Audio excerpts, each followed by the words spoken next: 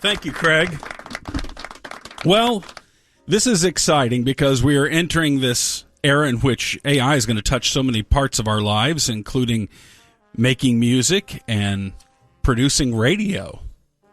And a Portland radio station now has an AI DJ as a midday host. Wow. AI Ashley is her name. Really? Yeah. And they're using... now, there is actually a non-AI Ashley who they modeled AI Ashley off of. Aren't there a lot of non-AI Ashleys? Well, I guess, yes. Most Ashleys... Plashly. Most Ashleys in history have been non-AI. But real AI Ashley gave permission to have her voice cloned, and she is participating in, I guess, the work product or the returns from AI Ashley. Huh. But cloned her voice, and right now the content creator at Live 95.5 in Portland, Portland's voice of the people. I don't know what they call themselves. But they're using Futuri's artificial intelligence software to do the voice clone of Ashley Z. And the station is controlling what AI Ashley says.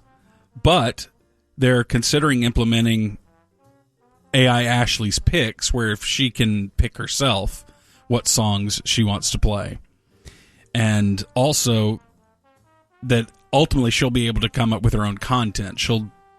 AI will write and voice all the breaks and the in and out of songs and all that. Can that be based on, that's a Portland station, local Portland news events? Will they input all that? Sure, they can do that too, yeah. You listen here, you want to hear the local DJ or talk show host talk about the big event. Right. Yeah, you could do that. Tell it you want it to do local stories. You could have news breaks that are voiced by other AI voices that sound exactly like humans and generate the newscast. I mean, you could really start running radio stations with very few employees. Yeah. Could we do that? Could we make an agreement with the ticket to do the AI musers every morning? We'll help supply some of the content, and but then we benefit in that the AI musers are doing all the work. We sleep in every day. Yes. It's our version of Severance. Yes. We will have AI versions of ourselves that'll go in and do the work. And we just enjoy the life. Yes. The product of that work. The rewards of that work. Let's think about that. You know, I've said this from the beginning when this all started bubbling up, and everyone said, "Hey, I'll never be anything. Quit talking. You as a talk show host, quit talking." That at some point we're going to do a Muser segment that will be done by AI, and we're not going to tell the P1s which segment it is. Yeah, could be this one right now. Could be right now. Might be. So, yeah, it's going to move this way to where more stations who can't afford to hire humans will start doing this, or maybe they could afford to hire humans, but they want to make more money, and AI is cheaper to use. So maybe you'll have just a few human employees, and then you'll have a bunch of AI voices and AI writers that will do the newscast and do the in and out of songs, and so it's interesting that it is moving that way, and more people are dipping their toe into it. People. And if it's a good product, I don't think people really care. I mean, we care on the human rights level somewhat. Mm-hmm.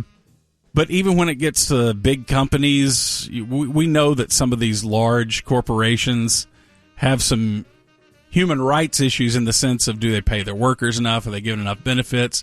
But then when it comes time to buy our supplies for our home, we head to that store too, because right. Best prices. Sure. So, and people, if you're getting good radio and you're being entertained, the bottom line with humans is that just entertain us. Yes. Is it going to be like a song, though, at least like right now? If you listen to that right now, you wouldn't think it was a little off? What, an AI-generated song? No, AI-generated talk show host or DJ. Oh, I think that Yeah, in the early days, you'll be able to tell a difference. Like right now, whatever that Portland thing is, if you listen to that, when you go, that sounds just kind of weird. That uncanny valley effect. I don't know, because I've heard blow right by them. I've heard some voices that sound so human-like. I mean, that you wouldn't think twice. I mean, DJs to begin with already have a kind of non-human voice because they're sometimes. I mean, I'll hear a DJ sometimes and their voice is just too perfect. It's like So we're used to DJs having a little bit superhuman of a voice. They're not going to say "ah." No, they won't sound That's like, what I think you're thinking of when you think AI is the cowboy computer. I am the cowboy computer. To be a great day in Portland. Right. It's gotten so good though, so fast. Yeah. So think how good it'll be just a year or two from now. Yeah.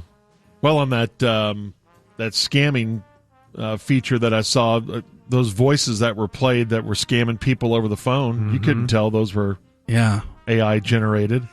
And then the Recording Academy, which handles the Grammys, they have had to come out with new clarification on who's eligible for a Grammy. And they reiterated that only human creators are eligible to be submitted for consideration. Because now more and more work's coming out that is AI generated, and a lot of human creators are using AI to create. Like, I wouldn't be surprised if Paul McCartney, for example, that we had some recent music news about them using AI to recreate John Lennon's voice for a new song. I mean, why wouldn't Paul McCartney loves technology? Paul McCartney could write a new song and say, you know what, I'm tired of my 83-year-old voice, or however old he is now. And so I'm going to use my AI Paul McCartney voice of when I was in my prime and when I was 25, 6 years old. So I could see Paul McCartney putting out a song with an AI singer, AI Paul singing. Turned 81 yesterday. Yeah. So, but the Recording Academy says that you can use AI in the creation of your music, and you can still be eligible for an award. But you have to be substantially... You can't just be the guy who writes the prompt for the AI and then it does the rest. You have to be more involved than that. Okay. I don't know if they'll be able to police some of that, though, because you could go back and you could put in the prompt. It could be written for you. Then you record it. I know. And think, boy, look at this genius I just came up with. Yeah, and we're going to have to figure that out. I mean, what kind of rules and protections can we have to where someone doesn't do that and try to get an award for it? I don't know how you do the provenance of songwriting. You got to show, I guess you got to document your workflow in order to prove that the computer didn't do it. But we already have it now where you could rip off somebody else's work. But I guess the AI can't sue you just yet. It could get really complicated. I know, just yet. But what if it turns on you? It's like, I wrote that, Dave. Yeah, I know, but no one else knows that. So, I mean, I won a Grammy for it and everything. I'm shutting off the lights for you now, Dave. No, I don't want the lights off right now. I want to stay up for a little bit longer. I'm shutting them off, Dave. I'm going to unplug your CPAP machine in the middle of the night, Dave. Dave. So you guys are okay with, let's say, a complete AI version of a brand new Beatles song? Like it's written by like AI wrote it. No, I'm not. And it's AI voiced as long as performed. It's transparent that this is an AI generated Beatles song. Yeah, let's say Paul approves it. Yeah. Yes. Yeah, I guess. I mean, it's a new tool. It's a new instrument. And I get that it's odd that it can now do almost all the work. And soon it will be able to do all the work. Soon it will be able to write the greatest Beatles song of all time. Right. With just a push of a button and in nanoseconds. And I guess I'm curious to hear that. I am too. I want to hear that song, but I don't know if I would deep down appreciate it or love it. Right. I just don't know. The whole creative thing is like, I don't want to sit down and just paint because I have some sort of AI assistant that paints this beautiful picture. Well, I mean, and then I bring it in and go, hey, look at this picture. I can paint now. Right. But it's just a different, it's just going to be considered a different experience. I mean, there's the human painting that is done painstakingly over time, and that's what's impressive about many paintings is how much time and effort went into it. Then there's an AI masterpiece that takes 5 seconds. 5 seconds. And that's not going to be valued on the scale of effort, but it could still entertain us and titillate us with its content. Just the story isn't as great behind it. And story is a good part of art. That's why a painting that's by Picasso has that provenance and stamp of Picasso on it, even if it's just something scribbled on a napkin, is going to be worth a whole hell of a lot more than an awesome painting done by some grandma who just learned how to paint, but she's really good.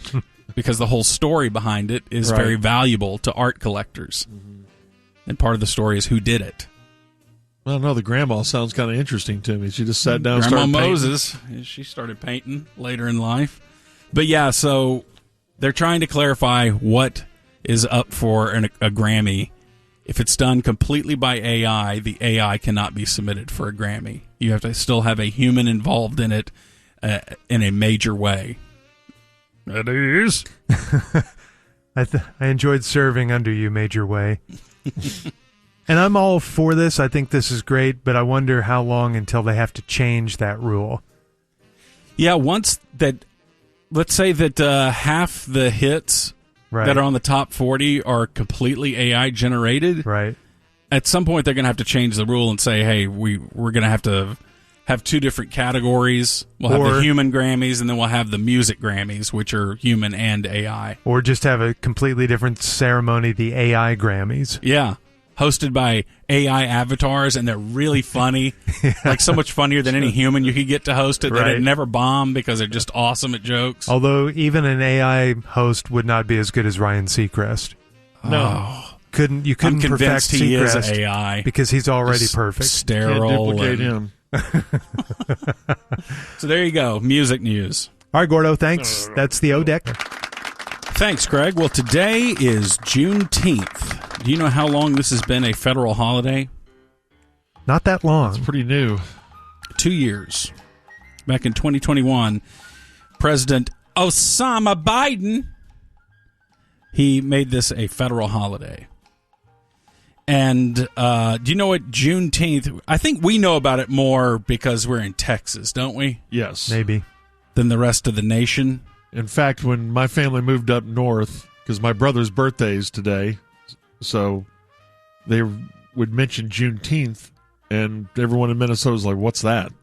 Get a bunch of blank stares back at him.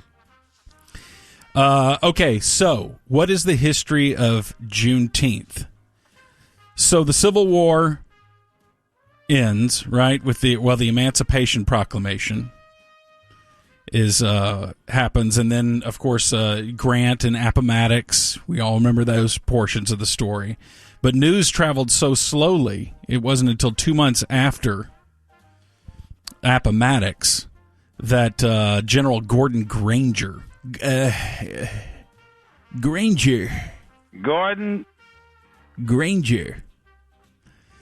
came to Galveston with about 2,000 Union troops and informed the community there that the war was over and that African Americans could no longer be legally enslaved. And he arrived on June 19th, 1865. And that's why we celebrate Juneteenth on that day. But it was Galveston, Texas, the true birthplace of Juneteenth. I was shocked to hear, do you know how many were enslaved that year, 1865, here in the state of Texas? 250,000. Oh, my God. What was the state's population? I don't know. Let me look that up. Yeah, how many people lived in Texas in 1865? I have no idea. Do we have 1 million people in Texas? 250,000. Looks like we had about 600,000 people in the state of Texas, and 250,000 of them were slaves. Well, did the slaves count in the population in that figure? Maybe not. Yeah. At that time. Yeah, so the Emancipation Proclamation was 1863. Yeah, so it was 2 years after that. Mm-hmm. That Appomattox happened. Mm-hmm. Guys, What? just warming up down here in the bullpen. Okay, who is this? I'm Greg and Mike's Greg. brother, Appa. Appomattox. Maddox. Okay. Fernando's clapping. It can't be a good sign. I kind of liked it. Juneteenth. So now a federal holiday, though. So today is Juneteenth. Well, thousands of people queued up to see the Emancipation Proclamation that is on display at the National Archives. Wow. I thought Nicolas Cage stole that or something. No, he stole the movies. Declaration of Independence, but you know what? He's from Hollywood. He's never read it! To this day, he stole it 10 years ago and he still hasn't read it! We need to play the old-time newsreel music there, Tyler. Anytime we do that voice, well... Not that old time. Yeah, we play... Which one do we play? It's the... what was Hooray it called? for Hollywood or the something? Movie Tone 1940s. Something like that. What was that? It's every time we do the voice of the great one, Mark Levin. What were those newsreels called? Like back in the 40s? Movie Tone. Movie You're right. Tone. Yeah, Yeah. okay. Yeah, Movie Tone News. Yeah, look for the Movie Tone music theme. Is the Great One still doing his show? I think Same show every day? I think he is. And no one's read the... And he's completely appalled at something every day. You're not going to believe it. This regime does not want America to succeed. They actively root for America to fail. They have not read the Constitution! Same show every day. Every day. 25 years. He's known as the Great One. I mean, I think we do the same show in a lot of ways, but nothing like that. I just couldn't maintain the outrage every single day. Every day. Every single day, someone else is not We're not reading going the to believe Constitution. what someone has said. Mr. Producer. Yeah. His producer's never had a name. It's always Mr. Producer. He's the currently... There you go. There we go. Yeah. There we go. Yeah, yay, team. Our troops come marching home. It Did says not read the Constitution! It says he's the host of 2 syndicated radio shows currently, The Mark Levine Show, as well as Life, Liberty, and Levine. That's all you need. Anyway, yes, the Emancipation Proclamation on display at the National Archives. I'd love to see all that. When I was a kid, we took a trip to Washington, D.C., drove all the way there. That's my family did not believe in flying. I don't know that I ever flew as a kid. We flew once, but outside of that, it was a car trip. I Yeah. flew once when I was like 2 or 3. Mm-hmm. My mom took me at age 3 and my sister probably at age 1 to North Dakota. See her family up to there? see her family up there. I can't believe she flew back then with Yeah, 2 I young know. kids. And I didn't fly again till I was in college. Jeez. But yeah, we took a car trip to Washington, D.C., and all of that American history stuff as a little 10-year-old boy was really impactful to me. Like, I remember going to the Smithsonian and seeing the Apollo 11 capsule, seeing the Star-Spangled Banner, the one that Francis Scott Key was looking at when he wrote the poem. The Spirit of St. Louis. Mm-hmm. We were seeing that. That's good. I thought that was... Because my kids kind of med it. And I Did thought they really? Yeah, and I thought they loved Gettysburg.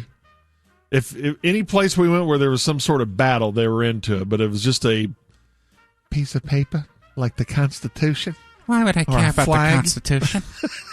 Our own president doesn't care about the Constitution! That should cue the music. There we go. Yeah, I thought it was really good. Now, that was pre-internet, so I don't know if that's changed it. I mean, like now, you can just look up picture online of the Declaration of Independence or something like that. Yeah, but to be there next, I was impacted. My first trip to D.C. when I was in my 30s. I thought it was awesome. Mm-hmm.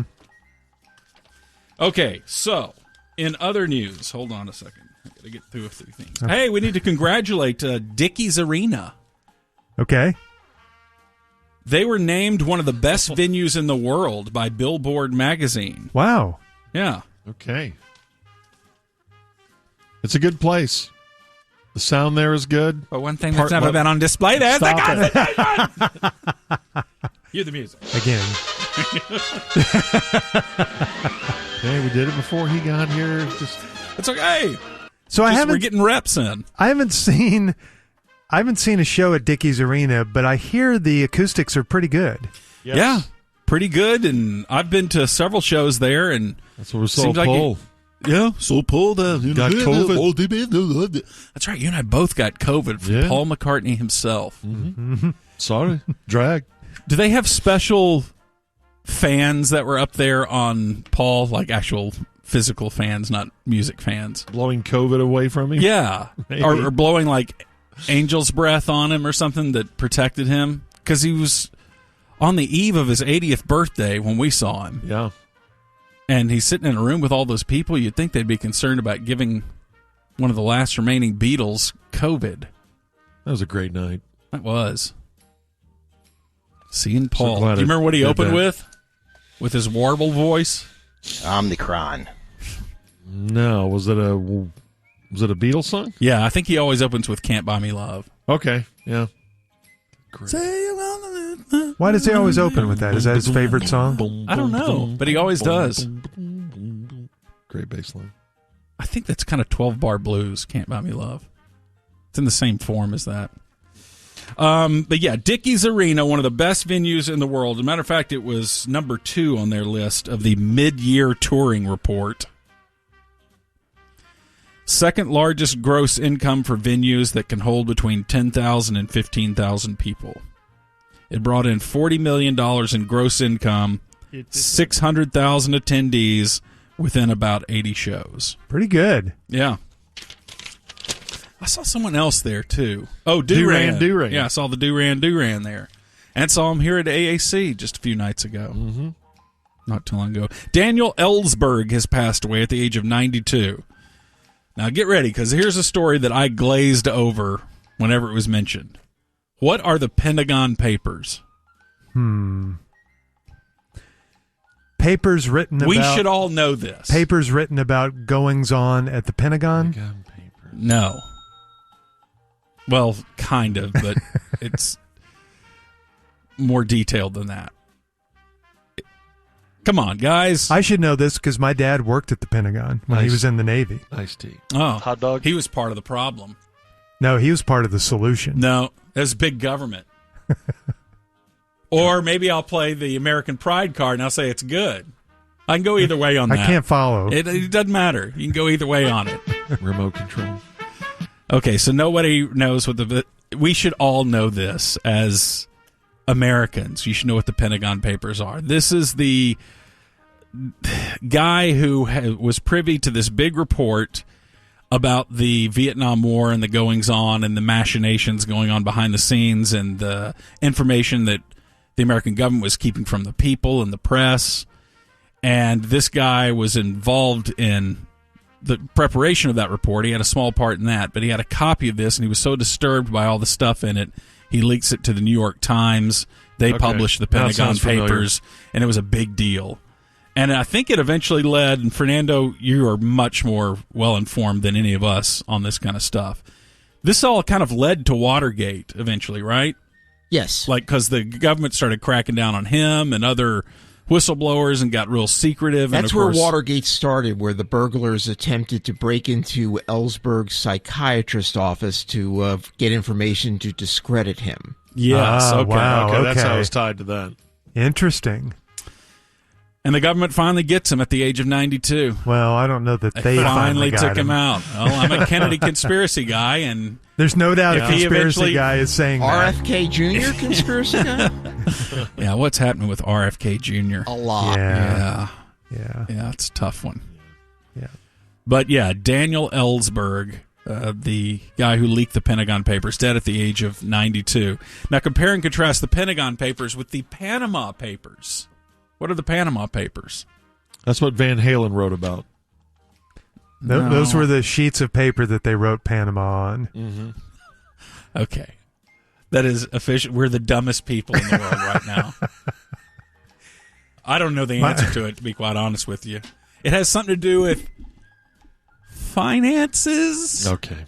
Go to the next story. Rich people and where they hide their monies. Look, if you don't know the answer, don't ask us. Just go to the next story. Are you sure the Panama Papers aren't Roe Blackman's birth certificate and birth documents, since he's from Panama? Okay. Isn't he? Bringing it back to sports. I like Appomattox better. Okay. Sorry. Greg is doing sports humor, though. You Yeah. have to give him credit for that. With Well, the someone's gotta Maddox and the take Roe over. Blackman. I'll Someone's take any gotta take credit I over can for get. Norm. Donald Triplett has passed away at the age of 89. Wow, the inventor of the Cowboys triplets. Okay, that's the dumbest thing you've ever said. Oh, my God. He is checked out. Yeah, yes. He's retiring alongside Norm, but just isn't leaving yet. Let me check the broadcast meter. I'm at 98% this morning. There's no such thing as the broadcast Fernando's meter. dying laughing, not a good sign. Donald Triplett was, as a child, known as case number 1 in the study of autism. Indeed. Number one. They didn't name him Dion's the gonna number jump in one on best this one. autism kid. He was just the first case study that led to them really diagnosing and the scientizing of autism. Indeed. So, yeah. The cause was he had read part of the Pentagon Papers, and they took him out at the age of 89. It sounds like a conspiracy. For reading about it. Yeah, in 2006, 1 in 110 children was said to have autism. And as of this March, the figure is 1 in 36 children. Whoa. Really? Yeah. It's gone up that much. Man. So why? There's different explanations for that. One partial explanation is that it's being diagnosed more. But there also has to be something going on that is causing more of it. Some people speculate it's the chemicals that we use now. Yeah. We live so unnaturally that maybe we're exposing kids to something. Mm-hmm. I think also advanced maternal and paternal age factors into it. I remember that when we were talking about having a child, and I was a little worried about that because the older father, more likely to produce an autistic child, I think more likely to produce an autistic son. Yeah, I think it's much more common in males than females. Yeah. But Donald Gray Triplett, born in Forest, Mississippi, back in 1933, and died in Forest, Mississippi. Case 1 in the autism trials, in the autism world, in the autism community. Until we come up with something better. A study has compared gas stove pollution to secondhand cigarette smoke. Using a single gas stove burner can raise indoor concentrations of benzene to above what's found in secondhand smoke. So, and I remember being blindsided by this a year ago when I heard about it for the first time. I mean, I know our P1 Matt Brunig, he's like all up in this, and he knows all about this, so he's probably punching his dash when he heard us acting like we discovered it a year ago, because he's been following the story for a while. But the, gas stove's not good for anybody's health. And people put them in their homes. It's like seen as, that's a high-end item. Yeah, that's a great feature to have a gas stove. And gas ovens are also not good for inside your house either. Ever since I heard that story, now whenever we have the gas stove on, we run the fan. Yeah, the exhaust fan. Help. Yeah. To try to exhaust it. Yeah, so I wonder if we'll see a day when those things will get pulled out of houses and we say this is just not safe for anyone. And finally, $3.5 million lost at a fishing tournament. People pulled in this huge marlin, 600-pound marlin, and the crews all celebrating because they were set to win $3.5 million in prize money. And then, the last second, The official comes by and says, fish disqualified. Looks like a shark took a bite out of it there. And if a shark... Wait, the rest of it's here. Yeah, but if a shark takes a bite out of it, it's considered a mutilated fish, and you cannot win with one of those because... And I think the rule was initially instituted because guys would ram their boats into fish to make it easier to land the fish. Okay. But, yeah, I mean, they battled this thing for 6 hours to try to get it into the boat. You can prove we all read Old Man bite. in the Sea. We know that the sharks take the fish as you're trying to reel it in. Wow. $3.5 million. Did you know fishing tournaments I got had up that no high? idea. No. Prize money. Birthdays today. On this Juneteenth, Spanky McFarland of Spanky and Our Gang is 81. Wow. So when I waited tables at Thorntree in DeSoto when I was in college, he was a member there and would come in and I would serve Spanky lunch. I think this is a different guy. There's like 2 or 3 Spankies. I'm so confused by this, too. It's not the real Spanky from Little Rascals? I don't think it's that Spanky, because I think he'd be like 100 now or something. This is what's weird about it. So that Spanky was Spanky McFarland from Our Gang. And this is Spanky McFarland of Spanky and Our Gang, which is a musical group. But how can they name the thing so close? Right. Oh, Totally different Spankies. Totally different. Okay. Felicia Rashad is 75. 75, wow. Several uncomfortable things about her. Yeah. One is she was married to America's Rapist on TV. Oh, yeah. Yeah. The other one was when you talked to her former husband about her. Yeah, I didn't know that she and Ahmad Rashad had divorced, and I said, hey, how's Felicia doing? Well, we divorced 2 years ago. Boy, that was your first bear trap, wasn't anyway, yeah. Gordon. I believe he's no longer with us, right? Ahmad Rashad? Ahmad Rashad? No, he's still alive. He is? Okay. Yeah. Ann Wilson of Hart, 73. Kathleen Turner, 69. Marty DeBarge of DeBarge is 64. Paula Abdul, 61. Mia Sarah from Ferris Bueller's Day Off, 56. Laura Spencer, host of Good Morning America, 54. Scott Avett of the Avett Brothers is 47, singer and banjoist. I've been trying to learn banjo again. It's not going well. Not going well. Zoe Saldana, 45. She was in that movie that you and I went to go see, Craig, when we saw the guys who were better than us. Avatar. Yeah. Macklemore from Macklemore and Ryan Lewis is 41. Paul Dano is 39, the actor, and turning 45 today is 41. Dirk Nowitzki. All right. Is 45. You up to date? That's Muse. And not just any major, the U.S. Open. Guy who's won that a few times is Tiger Woods. He wasn't there, of course, but we have a phone number for Tiger, so we thought we'd call him and see if he watched the U.S. Open yesterday. I bet he did. He's a California kid. Yeah.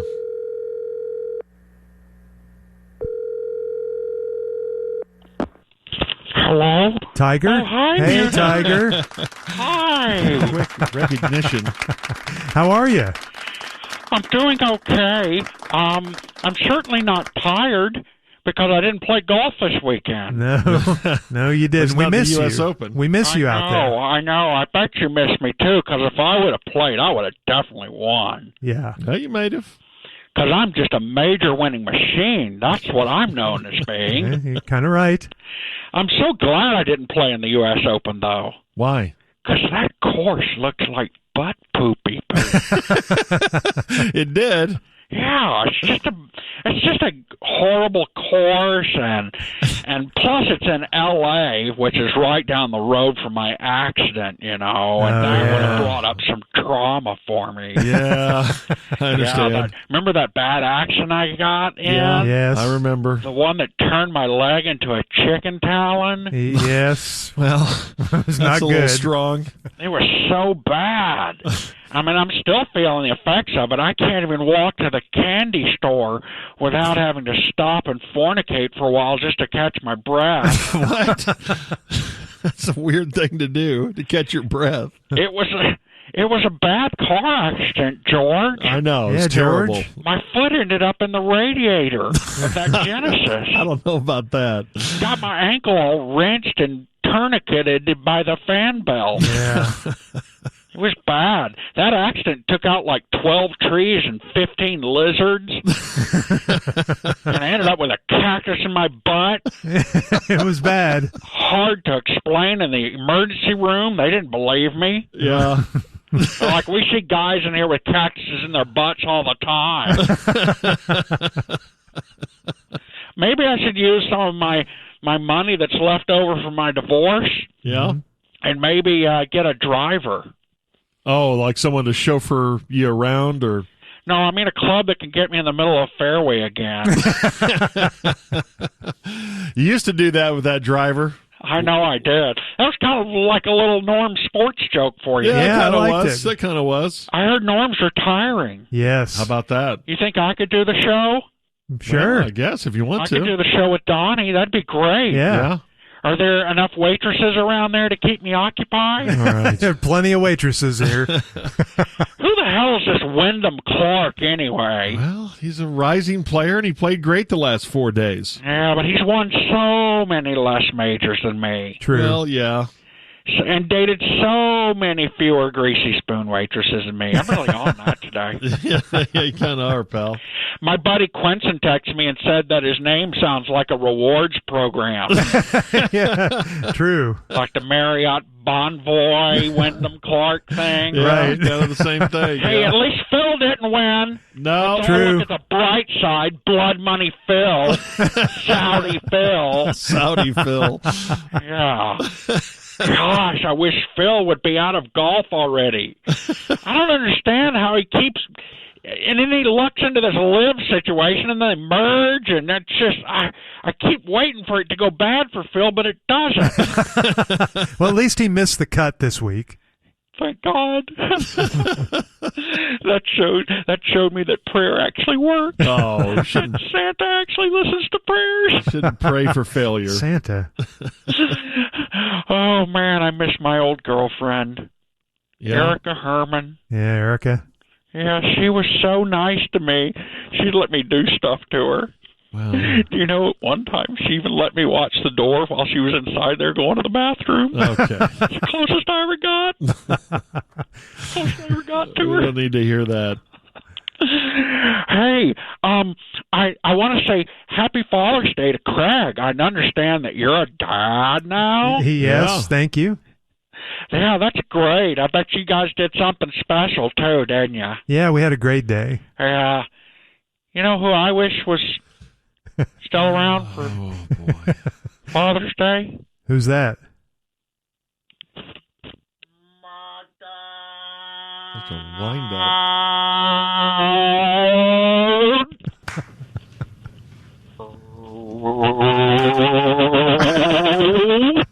Your dad, Earl.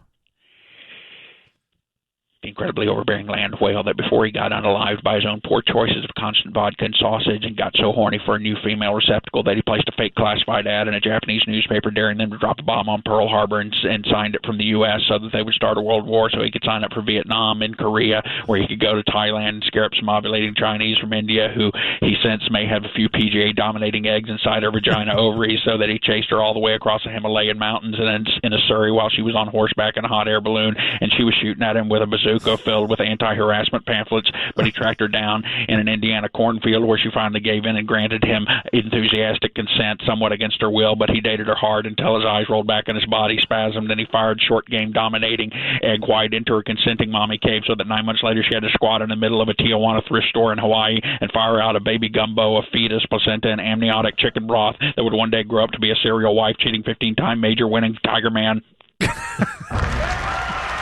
She fired pamphlets at him? From a bazooka. He says hi. Oh, well, tell him hi. Well, 5 years, Earl. Bye, Tiger. See ya. Thank you, Craig. Okay, I have a little something to play for you here. Peter Welton sent me this. The Ticket's own Peter Welton. All right, take a listen. On AM, Tyler. This will be on AM. Why is this Oh, you not thought it was working? going to be on FM. Why is it not playing? Oh, my God. Okay, hold on. I'll just have to mic it. Wait, I just heard it. I just plugged it in and heard something. I know, this is a little low-tech. Ouch! Okay. Now that's not... Just wait till tomorrow. All right, so I'll wait till tomorrow to play today's audio. Yeah. Okay. Today's audio tomorrow. Here we go. Okay. Right, this has got to work. Everybody stand by. Humans. San Antonio, sponsored by Chipotle Mexican Grill. Your location for delicious fresh burritos, bowls, and tacos. Chipotle. Bowls and food tacos. with integrity. Here are your current conditions. The weather tonight will be partly cloudy with a low temperature of 79 degrees. And Tuesday's weather is sunny with a high of 108 degrees. Next, mostly cloudy Tuesday night with a low of 70. It's AI Ted Emmerich. That's what it sounds like to me. That's AI? Yeah, that's a fake voice. I could tell. Yeah, you can tell. It's a little still. This is just one company that's doing it, though, and this is one of their lower level subscriptions. So I'm sure they have ones that sound even more natural than that. I thought you were going to tell us that was the Portland DJ. No. That was a she, Portland DJ. The Portland DJ was, I believe, identifies as a she. I'm not sure. It fooled me. I thought I was waiting for the joke. I would like this guy's going to say something shocking. See there? So if you're not listening for it, you would think, okay, this is somebody's voice. Mm-hmm. No, that's a computer talking right there. So thank you to Peter for sending me that. Speaking of broadcasting, did you see where Spotify ended its deal with Harry and Meghan? No. Yeah. Boy, it's going to mess up my day. I know we're not allowed to criticize them because of problems the U.S. has been involved in over many generations and whatever else you can throw in that they've got to where you can't say anything negative about them. But aren't you kind of tired of them? Yeah, I don't care about anything that they do, and I don't know why they're... Whoa. What? That. Harry and Meghan? Even their charity work? Over the line. Okay, good for them. They probably should do some charity work, but I didn't know they had an agreement with Spotify. He's a victim of the royal family. Well, not my problem. Add George Dunham on Twitter. Anyway, Spotify ended their deal. It was supposedly, I think, a $20 million deal with Harry and Meghan, but after... How many songs do they have? They don't have any songs. It's a podcast that they were doing. Boy, Muse. Boy, everybody does have a podcast. Is it archetypes or archetypes? I always said archetypes, but I hear some people say archetypes. You would have to pay me $2,000 an episode to get me to listen to that. Right, man. I'll do it for that. With all that Meghan has been through in life. Yeah. I've heard all about it. I don't need to hear it again. Think about how she has struggled so much more than any other human. I don't know about that. That has ever lived. I mean, before he saved her, I guess he didn't save her. She saved him. Right. Before she saved him from a life of non-poverty, she was only a reality star. And now she rose all the way up from reality star to become a princess. That's a rich rags to more riches story that I think we can all get behind. It's a great American success story. It is. Even though it's British. Well, but she's American, but you know what I mean. Okay, so they broke off their agreement, so they only owe him $10 million, or what? It was a $20 million multi-year deal that they signed with Spotify, and they only made 12 episodes. And Spotify says, look, you've under-delivered, and they announced they are going their separate ways. Well, Bill Simmons, who was the founder of the Ringer podcast network that then sold to Spotify for $196 million. Damn. Back in 2020, he still has a podcast. Yep. And if you guys had $196 million, you're going to be messing with podcasting? No way. No. All your other friends are like, hey, man, we're going to go see... we're going to go see Mount Everest or something. You're like, oh, man, I'd love to, but I got to go in my garage and record a podcast. About the Celtics. Anyway, so he is the he's Spotify's head of podcast innovation and monetization. Someone doesn't want to hear anymore. I'm trying to broadcast. I thought we had here. a better hypothetical that would be much more entertaining. We're getting to that. But Bill Simmons said on his podcast, he called them blanking grifters, and he used the F-based word. He called them out and called them grifters. He said, I have to get drunk one night and tell the story of the Zoom I had with Harry to try to help him with a podcast idea. It's one of my best stories. Blank them, the grifters. Well, I can't wait to hear that story. It sounds great. You hate Bill Simmons, too, huh? No, I don't, but if he's talking about those two, who cares? I don't know how to feel about this story, so I think we need to consult our Royals experts. Yeah, tomorrow we will have on Rick and Nick Scanlanen, who they listen to every episode. They would have listening parties. Yeah, they loved it. When an Archwell episode or Archetypes podcast would come out. We have some Norm programming to get to this week. Okay. It's a tribute. Okay, so before we came on the air with Gordo's Corner today, George asked a very, I thought, heartfelt and soulful question. And it was, if you had to have something amputated, would it be a hand or a foot? Would you rather cut off your hand or your foot? Because we're talking about Dion possibly losing his foot. Craig's in the middle of a 3-course meal over here. It's a 2-course meal, and it's pretty good. This is very unusual coming from him. I got Craig eating during my segment. I got George going when I try to talk. the level of respect over here. Don't do any Harry and Meghan stories. My career has sunk to an all-time low. I would like to apologize to you. You do not deserve that. This half of the table with a Harry and Meghan story.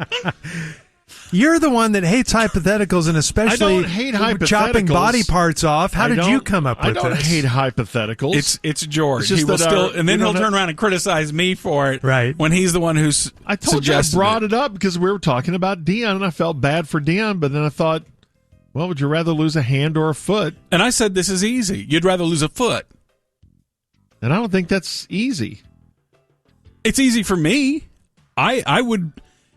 Believe me, hey, look, at some point I'm not going to be able to walk that well anyway, but I'd still like to be able to sit a guitar in my lap and sit on a couch and play some tunes.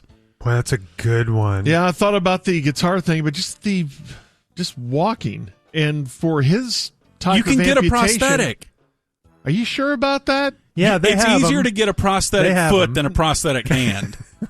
Well, I know that they is have serviceable. them, but usually for your legs, you're talking about, from the knee down. Have you just seen the foot just Mr. Potato Head onto a leg? That is not a very medical explanation of the way that they fit someone for a prosthetic. They don't Mr. Potato Head them. Mr. Potato Head a foot on there. It's not a medical term.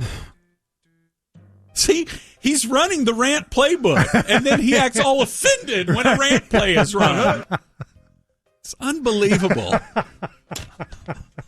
You are unbelievable. Okay, there it is. There's the pivot. To get back to George's hypothetical, and by the way, George is the king of hypotheticals. He is. He comes up with the best Not ones. the king. So true. But I can't bring up anything on the show without being psychoanalyzed. Now, wait a minute. You brought that up, and you said this 15 years ago about something. It is interesting. I can't even keep up with it.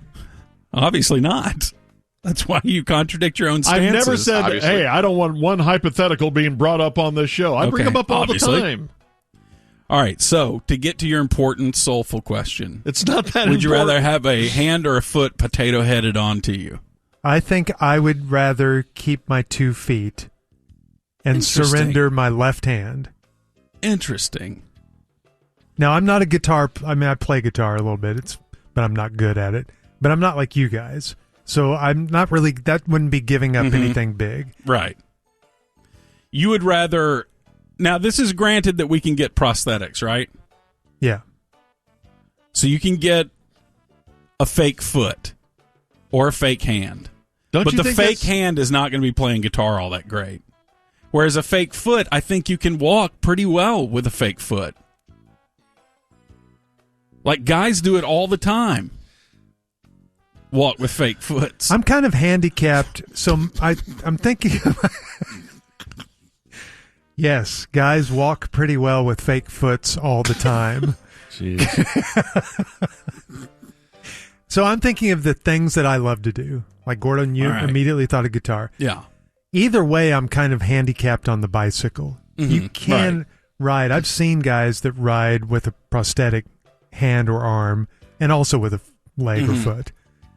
So it's either 50-50. So it doesn't really impact that. Skiing, I guess you could do with both. Any of the stuff I like to do is with my legs, though. So I think I'd rather keep like Blade Runner before he killed all the women. One woman, Reva Steenkamp. He had the fake feet. He had skis put on. Yeah. So you don't even have to wear additional skis. True. You could just ski with those things. True. I still think... So by the same token, can't you go ahead and have them take the other foot off too, and that way you can have like a bicycle crank set put on instead of feet that just attaches straight to the bike. I guess that would be possible. Would you not agree that it's if you do take the foot, that it's somewhat of an unusual prosthesis, isn't it? What do you mean? How many people do you know that just have the foot put on there instead of like up to the knee or up to the, an entire prosthetic leg?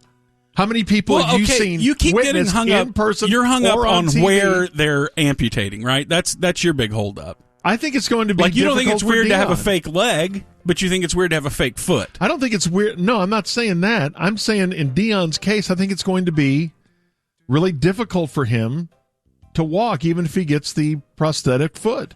Well, why would it be more difficult for Dion to walk than another person who gets a fake foot? Okay, we're doing that thing of talking past each other. I'm asking you a question. Have you ever seen, either on TV, a feature, or anything, just a foot? Yes. Not up to the knee or anything like that? Okay, I haven't. Yes. I have not seen that. Yeah, and you're also forgetting, George, if that's a problem for you, then you just say, okay, well, take it off mid-chin. I mean, you can choose. But I think that's another difficult thing, to even take more of my leg. I think that's a really difficult thing. Okay, now you've got it where I can't Dion. win. You're like, well, it's too difficult to just do a foot. Okay, well, take it up higher. Well, that's just as difficult. No, well, I'm relating it to Dion's life, and I think that's going to be really difficult for him. Well, it's difficult for Dion because I think it's difficult for anyone. Yes, anybody. But Dion, high-level athlete and so on. But it makes no difference whether it's at his ankle or mid-shin. Okay. I just haven't seen the attachable foot, I guess. So, I'm trying to look this up, George. I kind of see what you're saying, because when you Google prosthetic foot, you do get some images like this, and the articles say that they are coming along in functionality. See there? It's basically like a shoe for your leg nub, right? I mean, It just sticks right on the end of the nub. Yeah. But to George's point, the just having a full leg and then a nub is pretty rare. Like in most cases, I've just never seen it. When there is a surgery, they take the lower half of the leg. Yeah. Okay. I just haven't. I've never seen that. But they do prosthetic have before. If you just need a foot, could you put the foot on backwards, and does that give you any advantage? Like you could walk both ways equally as well. Okay, now here we go. If you wanted to be a poor dancer, could you get 2 left feet? Yeah, I guess so. Yeah. Or if you wanted to master dancing without ever practicing, you get 2 right feet. What? I mean, all it stands to reason. Interesting possibilities. It stands to reason that if 2 left feet means you're a bad dancer, right? 2 right feet means that you're an excellent dancer. That's how I took it. So get 2 right feet. I guess your answer is go win probably right. For me, I guess it depends on the person, obviously, but I may agree with you and may go foots. We went all this distance just to have you agree with me. Once again, I told you I was right from the very beginning. I said I think it's a very tough call. It is. Because getting around is half the fun. How functional are prosthetic hands? They can't do like Luke Skywalker in Can they grab anything? Jedi. Huh? Can they grab anything? Yeah, they can make them where they grab stuff. They've actually made a lot of advancements in that in the past few years. Okay, then I'll take like that. Like people be able to control their hand with their mind, which I guess we can do right now. But the prosthetic hand. With the prosthetic hand, That's pretty wild. Sorry, I heard it backwards. I heard people being able to control their mind with their hand. Anyway. Right. I'm sorry I brought it up. No, don't be sorry. We're trying to teach you I'm broadcasting. not supposed to bring up hypotheticals. No, I'm sorry I brought it up. That's fine. We love that you bring up hypotheticals. It's just usually when we present one, you say, I hate these, I'm not playing. Yeah. Well, that's usually, hey, you want to kill your mom or you want to kill your dad? Oh, gosh, I don't know. Which one should I take? Whoa. I hate those hypotheticals. I don't recall that ever being one, but I'm sure it's come up. Oh, you're sure? Oh, okay. All right, is this a good sports idea? You know, betting has made sports extremely... Oh, my God. You're interrupting his breakfast. I launch into my next story, and I look up at Craig, and he's putting the biggest bite of oatmeal in his mouth. I did that on purpose. It's unbelievable. I just wanted to get a rise out of you. Okay, so betting has been very good for sports. Oh, yeah. And we're talking about opening up more and more sports to betting. Well, there is a new sports book. Is that what you call a sports betting company? Mm-hmm. betonline.ag. And they've caused quite a stir, and there's been a controversy because they now allow betting, and they set, I guess, the odds on various athletes in this competition that you can bet on. The Special Olympics. You can now bet on Special Olympics events. Huh. Some people are saying this is tasteless. Other people are saying, hey, this could help the Special Olympics even grow in stature and awareness, and you get people watching it who may not normally watch it, and then that wait, why? What's the downside? I would need to know how the athletes feel. If they're cool with it, if they think it's great, oh yeah, someone's betting on me. Yeah. I don't think they're in that for attention and hey, let's get more eyeballs on us and let's get some money bet on us. I don't think that's why that organization exists. Now, if they're fine with it, but doesn't everyone raise money for every events sport you're in? Don't you kind of want to grow the sport? Yeah, but I don't know if that's going to grow the sport or it's going to help them. If some of that money goes to Special Olympics organizations where they can hold more events and help the athletes, then fine, but it's not going to go to them. It says here, non-mainstream sports such as lacrosse, auto racing, and table tennis have experienced exponential growth over the last 5 years due to the ability to watch and wager. Yeah. I'm just... It's a really interesting topic. I'm just dubious of it. That's what. Because people don't handle things very well. Well, they've handled it well with lacrosse and auto racing and table tennis. Yeah, that's a little different. I think it's a very unique thing that I don't see why, well, what's the problem with it? Yeah, there could be problems with it.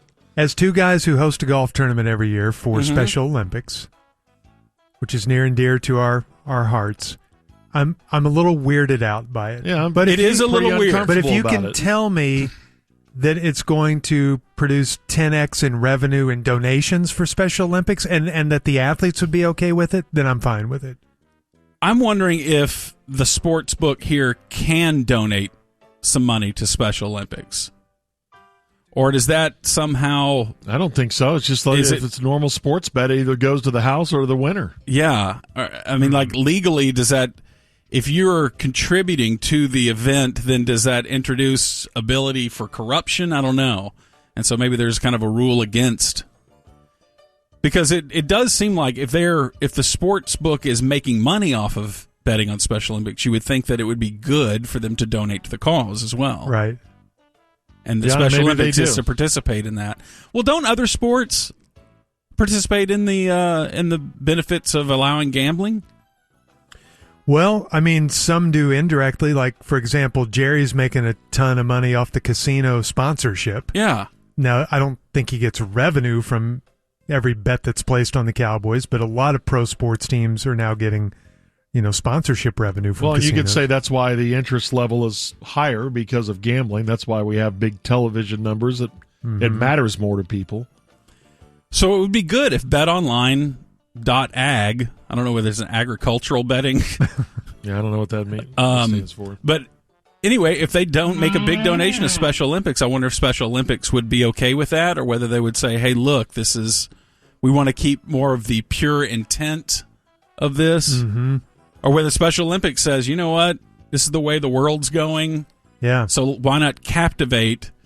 That's the best thing to do is just to try to corral the vice and to make something positive out of it. I'd like to hear from our friends at Special Olympics to see what they think, and then that'll be what I think. Yeah, if they're on board with it, so they can't be wrong? No. All right, that's enough of you. All right, that's the corner. YouTube.com/@SportsGreek. Good. Hang Zone coming at you. Previously in the Hang Zone. But the Powerball jackpot is now $825 million. So you know what my question to you is, are you going to buy a ticket on the way home? Because you've done that before, right? Or am I making that up? I don't think Dan knows we're back on the air. What's he doing? Dan just on his computer. Dan. We're on the air. Hi, Dan. I've been talking to you. Eating his salmon. All right. He just told I can't hear a damn thing. He just told a whole story, and you didn't even pay attention. I thought you were just looking at your computer while we were talking. No.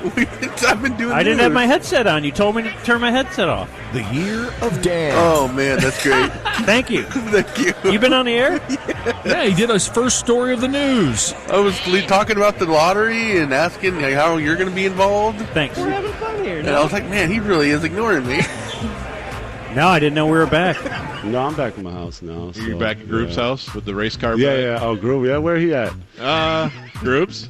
Hey, Dirk. Hey, buddy. How you doing, man? Good. How are you? Awesome. How's the fam? They're good. Good. So that's resetting that story again. No. Oh, you bought? Which one? No, not the. Not the house story again. We talked about it the last 2 years straight. Well, why? Do you want to talk about the whole controversy again, or you want to get into the other story? Yeah. Pick one, man. Controversy on the house. Let's talk about the house. Dirk possible baby. Groups. So how did it go down, Groups? Let me hear it again. Did I knock on the door? Yeah, I think you knocked on my door. door. Can I buy this house? Yeah. I got all this money, so give me. I'm making all this money. That's what I said. Yeah. Oh, okay. That's exactly how it went. Wasn't he spinning a basketball when he knocked on the door? But I think he had a gun also. I had my jersey on. Yeah. Oh, full uniform. You were wearing sweatpants though. And a suitcase full of money. They still had the price tag on them. I love it. That's great. I absolutely love it. My name is Rod, and I like to party. All right, Dave, you're up. Hi, my name is Dave, and I like to party. No, Dave, I just said that I party, so maybe do something different for me. My name is Dave, and I am the stuntman. You know what? Let's move on. Rico, you're up. Hello, I'm Rico, and I like to party. Yeah, Rico, what did I just say to Dave? Who? Dave. I like to party. I'm Rod. No, you're Kevin. Right, Kevin. I party. No, you don't. Okay, nobody parties but me. Yes, and we party. No. Yeah, just Rod. Yes. And me. No. A couple more. Anything else? You gotta wait for the microphone. I sort of understand what Lou Gehrig was going through in his famous speech. What? Hang Zone coming at you.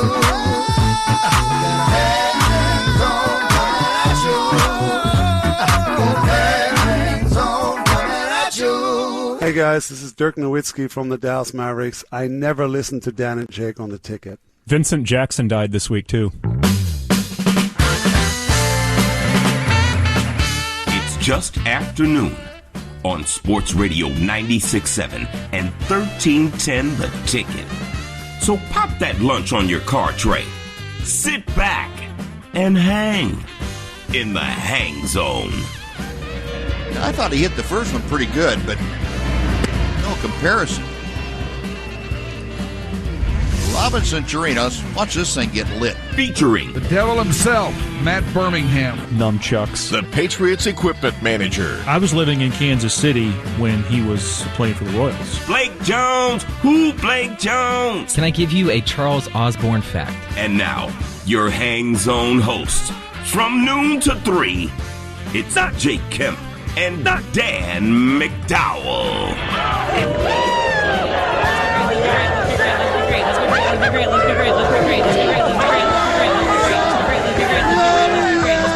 I think I got your number, Gloria. All right. Yeah. 12:16 here on Sports Radio 96.7. Yeah. And 1310 The Ticket. In for the Hang Zone this week. You have myself, Justin Montemayor, and the Mark Pryor man, David Mino. My name is David, and I like to party. Best thing that's happened to me in a long time. Yesterday. That whole exchange. Stay tuned, 2:30 today, with the man himself. I don't feel like I'm good at a lot of things, but when I can, thank you. Whenever I can, you're not like Tyler who says he's great at everything. No, like I know I would finish last in the April Fool's Open, but when I can see someone else do something worse than I would do it, it helps build me up a little bit. And that's the snake. Yeah, this god of a man is somewhat pervious to what we can do wrong as well. But, we're in for the Hang Zone the whole week. Monday through Friday. We'll be here for Norm send-off. We got to make sure Friday's memorable. Have you been getting some material ready for Friday? Your last word for Norm? I don't know. Yeah, maybe we should give him our best dad joke or something. I don't know. Okay. Let's produce our show in advance. Okay. So you and I host Sunday mornings, 9 to noon here on the Ticket, unless the Cowboys play at noon and there's a early pregame show or the Hardline wants to take over for us or something. Yeah. Let's have Norm on our show this coming Sunday for his official last moment on the station. Just to steal from what could be a good moment on Friday. I guarantee you by Sunday he's going to miss doing a show. Let's just offer him up a couple hours. Just come up here and do some Twish notes, do the birdhouse. We could play some old Cowboy game he can give us key plays on. Okay. You're probably going to have him on the phone. I can't imagine you can get Norm to drive up here on a Sunday. Sean agrees. You, so we can get him on the phone. Whatever. Now I hear a challenge. But it is Monday on the Hang Zone, which means we have to do a weekend check. Ty, please tell us some grand story. Save the good stuff for us. Well, I wouldn't call this a grand story, okay, Monty. I would say that, let's see, Saturday we went and visited with some of my wife's cousins, had a nice dinner, nice cookout. Was that a grand story? Did you pitch them on perhaps coming back with you guys? Hanging out? See where the night takes you? Well, swapping? I'm talking about all-inclusive. No, that was never in the cards. Not banning the shift, if you know what I mean. Would you? And then Sunday was Father's Day. My parents came over, and we ate lunch, and it was delicious. What'd you have? Fajitas. Mark that, please. Heck yeah. That's just the meat, David. It is. That's not all of it. The fajita is the meat. A fajita is not the bread. That is a taco. You put the fajita meat. Well, we had fajitas and tortillas. How about that? There you go. Mino's a fajita corrector. Yes. Sorry. Fuck, that'd be a whole Seinfeld episode. Didn't mean to draw you off sides, Mino. But he likes to be the fajita corrector to let you know how dumb you are.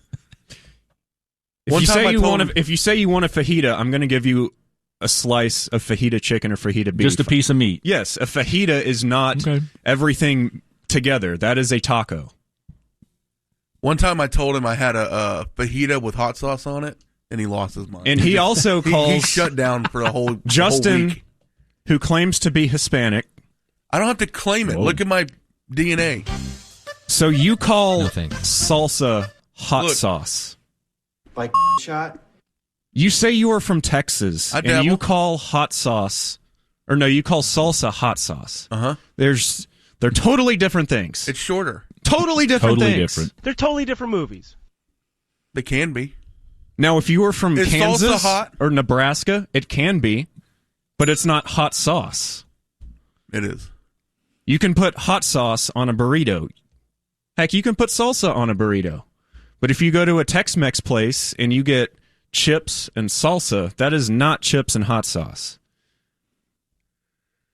I feel like we've been in this round Take and that to round. Lincoln, Nebraska. You can get some chips and hot sauce. Well, I want to make sure everyone listening I'm knows just what we're informing the talking about. P1. Just helping out.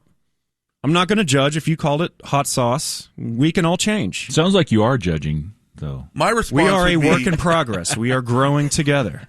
as the I'm growing, you're growing. We're all learning. Half Latino would respond, "How dare you?" Question. What mi abuela, a.k.a. my grandmother, would every now and again call it hot sauce. But Do she you was also learning call English. it? Do you also call it cheese dip? No. It's Rotel. All cheese dip is Rotel. No matter what else is in it. Some chips and cheese dip. Ham, I know you did a little Saturday broadcasting, but what else did we do? Some Saturday excellence, as you know, broadcasting. I heard. Saturday night, I went to a concert at the Texas CU Trust Theater. I mean, you would be the one I would ask because you were there. It's the first time I've been there. Okay. But I went and saw a band. Didn't stay for the other bands. So left concert pretty much before 8:30. So I still had the rest of my night to do nothing. What was the band? Menudo? It was Animals as Leaders. Oh, AAL. Yeah, AAL. Yeah. Did you go solo to Yes. show? Yeah, I'm team solo. Dude, it's such awesome. a freeing experience. I don't think I've done that until I went to California last year and went to a solo. That's where I met my buddies Ibrahim and Pharaoh. Yeah. My I Cali remember bros. because it was the backdoor Dude, teen it's- mom lady's name. Her name is Farrah Abraham. Is it really? Yeah. Wow. Maybe they were related. I don't know. But yeah, it's fun to go solo to and I guess it's a pretty nice, beautiful band, very instrumental. Very instrumental. All instrumental. No music or no lyrics. No music. Yeah. Wow. Yeah, they That is stand very up. They stand up instrumental. there with their instruments on. They don't play them. Animals as leaders. Do you watch Ryan play? Yeah. No, but then on Sunday I went and saw the new Spider-Man movie. Okay. Pretty good. Pretty good little movie. Better or worse than The Flash? I like them both. They both kind of have the same plot if you boil it down. But I'm glad that there was actually dude. I'm glad there's a DC movie that actually worked, even though nobody's watching it and it's set to lose a lot of money. But I enjoyed it. I watched that on Now you're Thursday talking about night. The Flash. Yeah, The Flash. Right. Yeah. Yeah, Spider-Man's not losing any money. It's why Team Marvel, bro. Yeah. Do I need to see Me, all Jake. the other Spider-Mans to understand the new Spider-Man? You just need to see the first animated one. Spider-Verse? Yeah. Okay. It's awesome. But there's cameos from other Spider-Man movies. So it's just, both the movies are just, hey, here's the same exact plot. Hey, look, here's all these cameos from other movies that you might recognize. But you were entertained, right? Yeah. Yeah, that's what matters. And then I also bought some wireless headphones for my TV. Ooh. Oh, I think I heard you and Peter talking about that. Yeah. Finally It wasn't invested. that interesting, but What a I heard them riveting talking discussion about it. that must have been. Yeah, it wasn't that great. I Do we tuned out replay about that? 4 seconds in, but I did hear it Today going at on. 2:10, we'll have our Throwback Monday Peter's segment. like, oh, no, get the AL 1000s. And I just tuned them out. No, he didn't tell me to get the AAL 1000s. Whatever they were called. But yeah, that was my weekend. Wait, so you wear headphones to watch TV? Is that common? Well, if you're... When there's another person present. Yeah. Somebody else is there. Oh. Thanks for telling me I'm alone, guys. Yeah. You brought it up, not me. Well, if you have somebody in your You life, gave me another reason you needed them. like 4 out of 5 of us do, if you have somebody that actually loves you back, they won't let you watch anything you want to watch. No one loves me like So that. you need headphones or something to be able to watch what you want to watch when they go to bed so they don't complain that What it's if I too want to loud. be really rude and don't care what they're doing? Then I just don't need them? Then you don't need them now. Okay. Well, I'm going to go ahead and prepare for having this lover and get some headphones just in case. Yeah. So that when she does come over, I'll be ready. Talk to Peter. Yeah. Oh, never mind. And then, of course, the star of the weekend check. No, not this week. Blake Jones. No, you need to go to like Arizona and then play softball and then do a LAN party. That's kind of all the points. Give me one of them. Pretty much everything I do. No, wife and kid are away, so I seriously, I had a Mino weekend. I didn't do anything, and it was awesome. No Father's Day activities? Nope. Damn. I only left the house to get food. That's it. I guess as a guy who's always moving, that is your ideal weekend, right? To be left Not alone? have to, yeah. Yeah. Did you watch Wyndham? No. Really? Wyndham Clark? Didn't watch any golf? Oh, no. No. All golfed out. I heard Ricky started good, I guess. But that's all I know. He shot a 62 If there was on day someone one, on this man. show today that was going to give us U.S. Open updates, It ain't me. I thought it would be you. Okay. Nope. No, all golfed out. But yeah, just a recovery weekend from the long golf trip. No wife and kid at home, so I slept in, watched what I wanted. And the best thing is I didn't have to have that conversation of the food I wanted to eat. Yeah. Now, you guys, I guess, don't understand that Yeah, yet, no headphones. I totally understand it. There's not a, what do you want? Well, how about this? Well, do you want me to go pick it up? Or I just did what I wanted. I envy you guys. How many times a day did you leave to get food? Once. Once? Okay. If Yeah. I ever go a day where I'm not doing anything and I have to leave more than once for food, I feel like a fat ass. I'm like, even if I'm getting more food the first time, I'll just prep for it and be like, okay, I'll get a bunch because I don't want to go get food, come back, eat it, take a nap or whatever, and then get up and then Extra go get fat more ass. food. Got to refuel, man. And then come back. You have to add something on. And then later on, it's like, you know what? I'm hungry again, but I've already left to get food twice. Now someone is going to see me getting food 3 times today. That's where you have to swing a trip to like Home Depot in there or something like, I'm out. I'm doing things. I might as well get food. Just so you know, I you're still not got going to pita chips in my hair from earlier. you're not going to change my actions. You're just going to make me hate myself when I do it next time. How many times do I'm you going to leave think about it. per day? I'm not judging. I'm just... It doesn't happen often, I just feel but I do it sometimes. like I'm wasting... Like I need to be doing something or eating better if I'm going to get food 2 or 3 times a day. Usually the better food I'm getting is somewhere else. Like I'll go get chicken and rice or something from somewhere. Then go and get a different kind of chicken. Right. How often do you guys cook? I'll mix it in. I'm not I guess good it at depends it. what you mean by cook. 'Cause Yeah. I make breakfast every morning, but that's just like... Oh, you eggs do? and I don't stuff. do Yeah. breakfast. There's something with my stomach where I can't eat before 9 a.m. You get the Rhea? No, it's not that. It's Dunham just zone? You got the Dunham zone every morning? I just feel bloated the rest of the day if I eat. Like a I just badass don't. again? I just don't have an appetite until my body gets moving, and then I'm like, okay, I need to eat. But I have to eat lunch between 11 and 1:30. I have a strict... That's when most people eat lunch, I think. Well, some people will eat. It's a big window. I mean, the hard line will get up here and eat at 2:30, and I think that's way too late for me. That just freaks you out? Yeah. Well, they're something having, with my body has to. I'm very scheduled with my I guess tummy. they're having dinner at 8 though. So I'll usually eat pretty late too. Okay. What about a 10:30 lunch? 10:30 a.m. No, Yeah, It's too that's early. brunch. too early. I'm closer to having breakfast. at that time. 10:59 too Lunch. early. 11 a.m. is acceptable. I had an 11:15 lunch today. Ham's And I thought having it was okay. chicken tenders and a milkshake at 10 a.m. Yeah.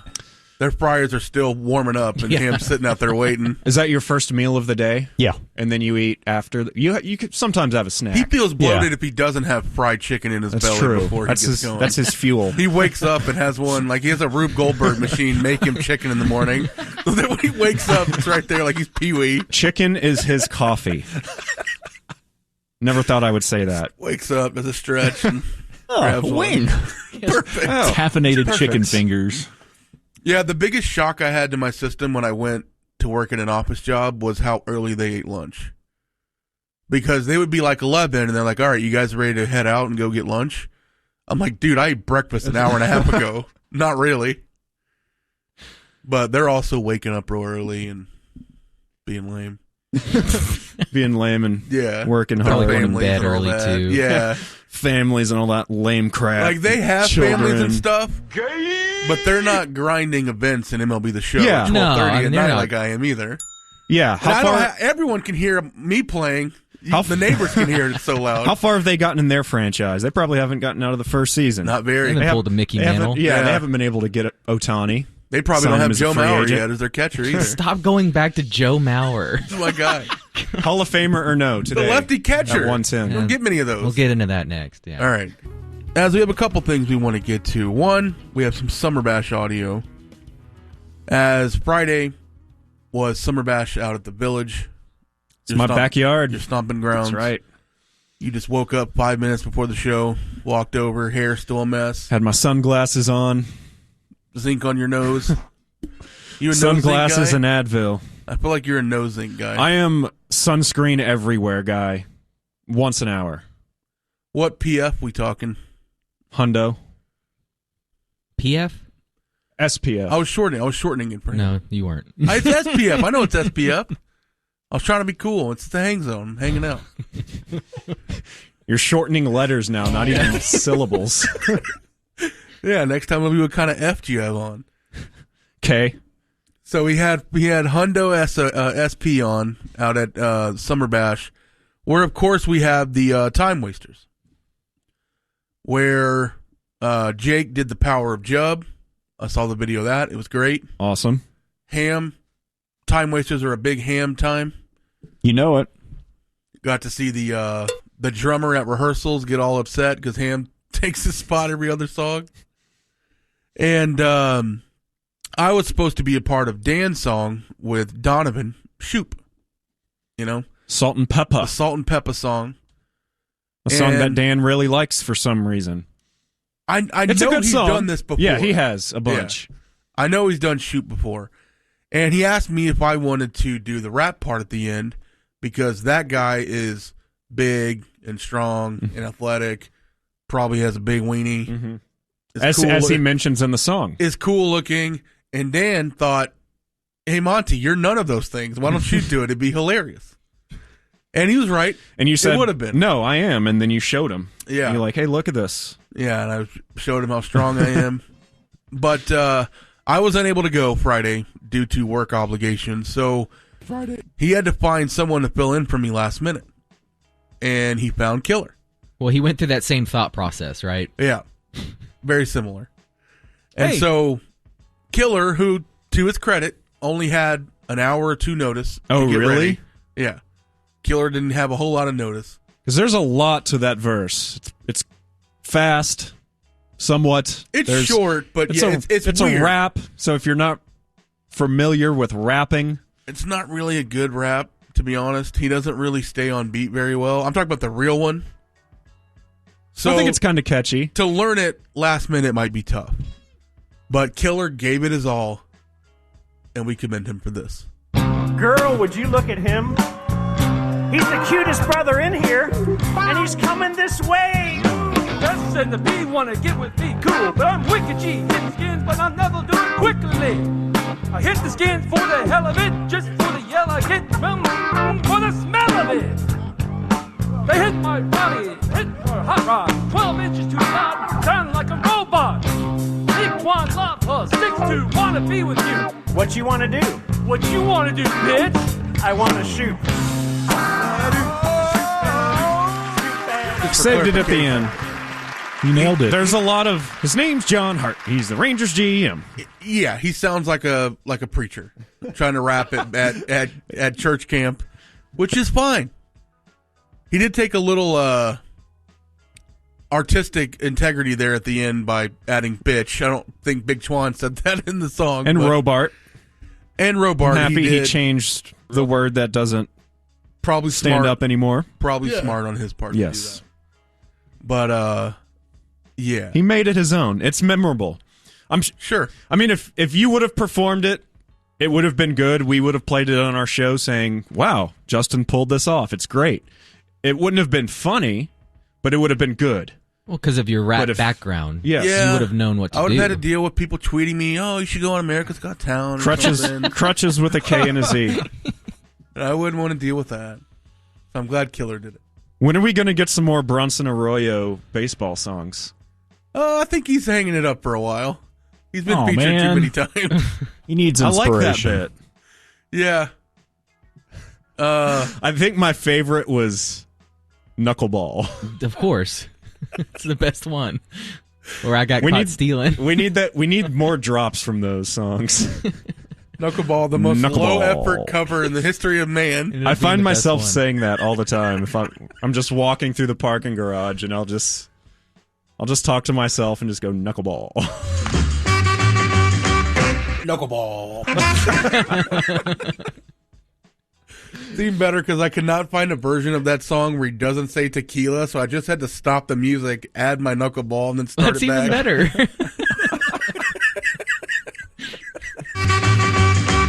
Knuckleball. Now, what you need Killer involved in the next Bronson Arroyo song. Now, that's what I call Bronson Arroyo, or whatever the album's called. Yeah, it just depends on the sport. You know, he's done baseball. He's done hockey. That's right. You know, who would have thought Bronson Arroyo would sing hockey? As we're Googling hockey terms. Icing. I definitely had to do that. But I'll turn things back over to Blake now for some fun EA audio. He's been a subject on the show many times. The funniest man at the station. And the best Just broadcaster. Again, just asking. So I think EA does make me laugh. An excellent broadcaster. I think the best thing that came out of Camp Hound was that we found out that EA doesn't know how to pronounce some names. Some? Or all. And for those that missed it, here's a little reset. So Camp Hound obviously take a lot of calls late at night. EA's on the board. And there's just some miscommunication on some of the callers' names. All right, let's take a few more calls. Chet, where are we headed? Going to Corgi, actually. What? Corgi. Corgi. Corgi? Corgi. C-O-R-K-Y. The look on your face, and you looked at me and you go, Corgi? Because I thought he said Corby, actually, and then I thought, does he want Corby to go to the callers? All right. EA, where are we headed? Bork. Bork? Mark. What did he say? What did he say? Mark. Mork? And Mindy. I'm Mork. Hello? Hello? What is your given name, sir? Mark Allen Glenn. EA, one more? This is Dalton. No way. Dalton? Dalton. Dalton. Yeah, it's Dalton. Okay. So. I remember sitting on my couch that night. I was about 3 beers in, which I like to call the sweet spot. Yeah. And Halfway just through a gummy. laughing my ass off, maybe. Bork. And I'm just waiting for the call to end to go to the next one. I was like, all right, who is this going to be? Who is this going to be? Dalton. You want to talk about just driving yourself nuts, doing a name over and over, just Bork. I've said that a million times. Bork. Well, we had another entry. Now, this is not a name, but it's just another EA-ism, I guess. Okay. And this is from last weekend. That was just out there. Conjecture, yeah. But that was where like the Yajeets came from. There's just a lot of good stuff there. Is that why they call it getting the Jeets now? Getting somebody's Jeets, which means getting herpes. I've never heard that. EA? Gorse. What? Norse. So of course. I heard Norse. All right. It's 151 here on the ticket. Any Norse. Yeah. Nikola Jokic wanted to go back home and miss the parade so he can see his horse. I heard Norse, like a Viking. Norse. Is that the first time or the second time? It's the first. Norse. Boy, that is just a guy not interested in what y'all got going on. Yeah, that too. Here we go. Here it is again. Getting somebody's Jeets, which means getting herpes. I've never heard that. EA? Gorse. What? Norse. Said of course. No, I thought Norse first, but I heard Gorse the second It's time. something different every time. I heard Lorse.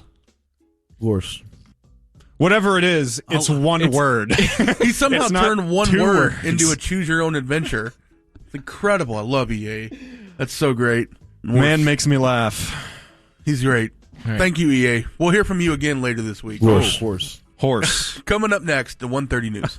The ticket salutes our legend, Norm Hitzges. This is ludicrous. Hey, Dan, there are people who fly in for this game. Riding off into the sunset of retirement. Dan, you make a joke out of damned everything. This is serious. Okay, Norm, You don't all see right, some people who okay. get screwed by this? Settle down. You don't hold And you yelling at me that I make a joke out of damn everything, and this is real serious. It's a freaking college football schedule, Norm. It is a It's schedule 2 for hours or human 4 hours beings. different. 48 years on DFW Sports Radio, 23 years on the ticket. Happy retirement, Norm, from Sports Radio 96.7 and 1310, The Ticket. More. And here's Blake again. Hey, guys. Thank you, Blake. Let's go. How are y'all? So typically we stay local here during the 1:30 news, but I have a quick story from Ecuador. Okay. Because I so we won't hear that again.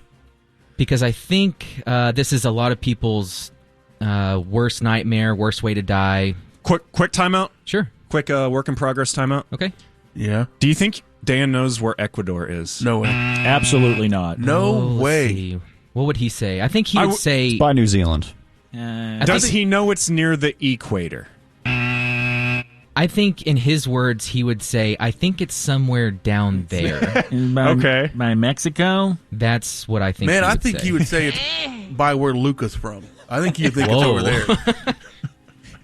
We need to ask. Could he give us the continent? Can he name the continents? Yeah. These are all really It's good like, questions. We'll have to write this one down. There's the cold one. Okay, so in Ecuador, all right, back to the news. Sorry.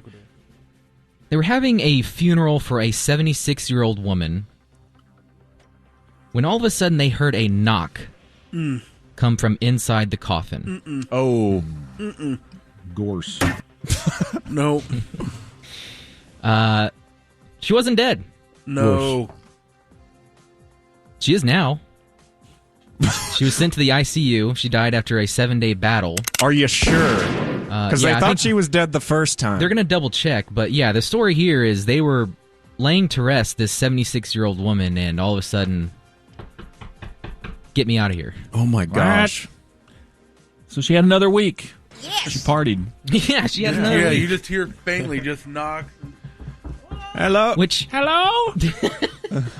I don't know about you guys, but I'm always think there's a 10% chance that the person wakes up.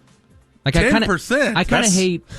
That's a lot. That's a lot of people waking up. Yeah, and it's not realistic. But I always think, especially at a visitation or an open casket, I think, what if they start moving? That's why I always slap the person in the coffin just to make sure. Just test them. Or just flick their earlobe. That's why you get cremated. Avoid all of If this. you I think die by the time You ain't waking up from that. I think by the time we're all dead, if we do live nice, full, long, healthy lives, I think we're all going to be cremated. Because a stoner thought that I have while I'm totally sober, we don't have enough earth. We're just running out of Too many bodies. Where are we putting all these bodies? We're going to have to be cremated. We'll We're have to- running out of cemeteries. We'll have to convert some of the golf courses to everything's cemeteries. becoming. There's no fields anymore. It used to be a field. Everything was, yeah. Sports is sports. And Just bury me under Amen Corner. And so next time, right when I make the turn. Yeah, Jim Nance has to mention Monty. gotta go around him. Corner. Don't worry. If you're not cremated and you are, we're at your wake or whatever, I'll cup check you just to make sure you don't wake. I want you to scatter my ashes at Globe Life Field. No, I'm going to scatter your or ashes. wherever the ballpark is at that point. I'm going to go to the Galleria on the third floor and on the dump them on ice. the ice. Where I got kicked out because they thought I was going to jump onto the ice. See, that's very ironic that your That's final resting full place. circle. No, but be on the. you see, you're going to take my ashes there, and they're going to kick you out because they're going to think you're trying to. Well, I'm jump. not going with you. Well, you've got I'm not me. gonna jump onto the ice. I'm just going to dump you. But I would like to know what this woman. She obviously wakes up and it's pitch black. So does she think she's in some sort of holding pattern? If you're in a casket, even if it's dark, you know you're in a casket. You think so? You know, yeah. And then you just kind of hear some stuff going on outside, and you put Music two and two I mean, together. at least she wasn't. Yeah, at least she wasn't buried alive. Like, Yeah. you died that way. I mean, I guess they would never know. See, I would wait long enough. I want to hear what people have to say about Oh, me. yeah, you're gonna. Don't get the big reveal early. You get it at the end. I don't think this would work for me because I don't understand Spanish. I don't think I would have been able to do that down there. If I was in Ecuador. That is my thought at every funeral I've been to. What if you're in Ecuador? No, I think I kind of put myself in, okay, I wonder what it would be like if it was me that it was the funeral, what they would be saying. Well, there was some And I dude, think more about myself than I think about the and deceased, like, which is where was he from? not Like good. Bosnia or something? I don't remember. He faked his own death Yeah. and then showed up at his funeral in a helicopter. Which Well, that was on Curb also. They had a fake funeral. Oh, that's right. For the dude. That's and right. they found out he was hoarding toilet paper. Yeah. But yeah, this guy was like some influencer. He was trying to do some bit, I think. But Friends did it too. Ross faked his own death. Okay. Just one person showed up. To Ross? Yeah, Ross? but it was a girl he had a crush on. Okay. I'll take about your that. word for it. Yeah. This is a good episode. All right, you remember I vote her in. You remember the storms last Thursday night? There were Wrong show. tornadoes around the area. Oh, yeah. Well, Sirens went off at my place. I had to put my Thunder shirt on. Your Thunder buddies. Take my little Adaman. Bringing it back to sports. You're at the window just shaking. You're calling Monty me. in a Minor, Thunder minor, shirt. minor. Between storms and the 4th of July. It's all right, buddy. I'm a mess. Yeah, and then we had to give Justin a shower on Saturday, and he wouldn't get out from under the bed. I just crapped everywhere. I had to spell bath because he knows the word bath. We're going to take him out for a WHEEL. Does Justin want a treat? Justin? Sit. Yeah. Well, you get the zoomies. Yeah. Well, Justin, tornadoes didn't quite hit this area. I think there was a tornado that blew a bank down in Lavon, but it hit pretty hard in East Texas and Louisiana and Mississippi.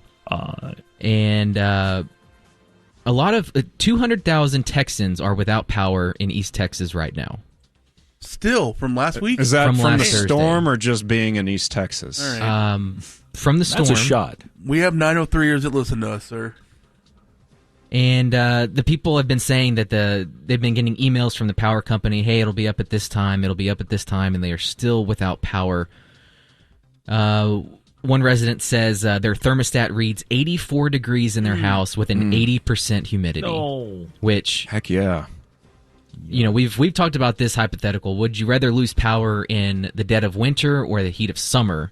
And I'm going to pick winter. Yeah. Because there's 100%. nothing you can do about this. Nope, you just sweat.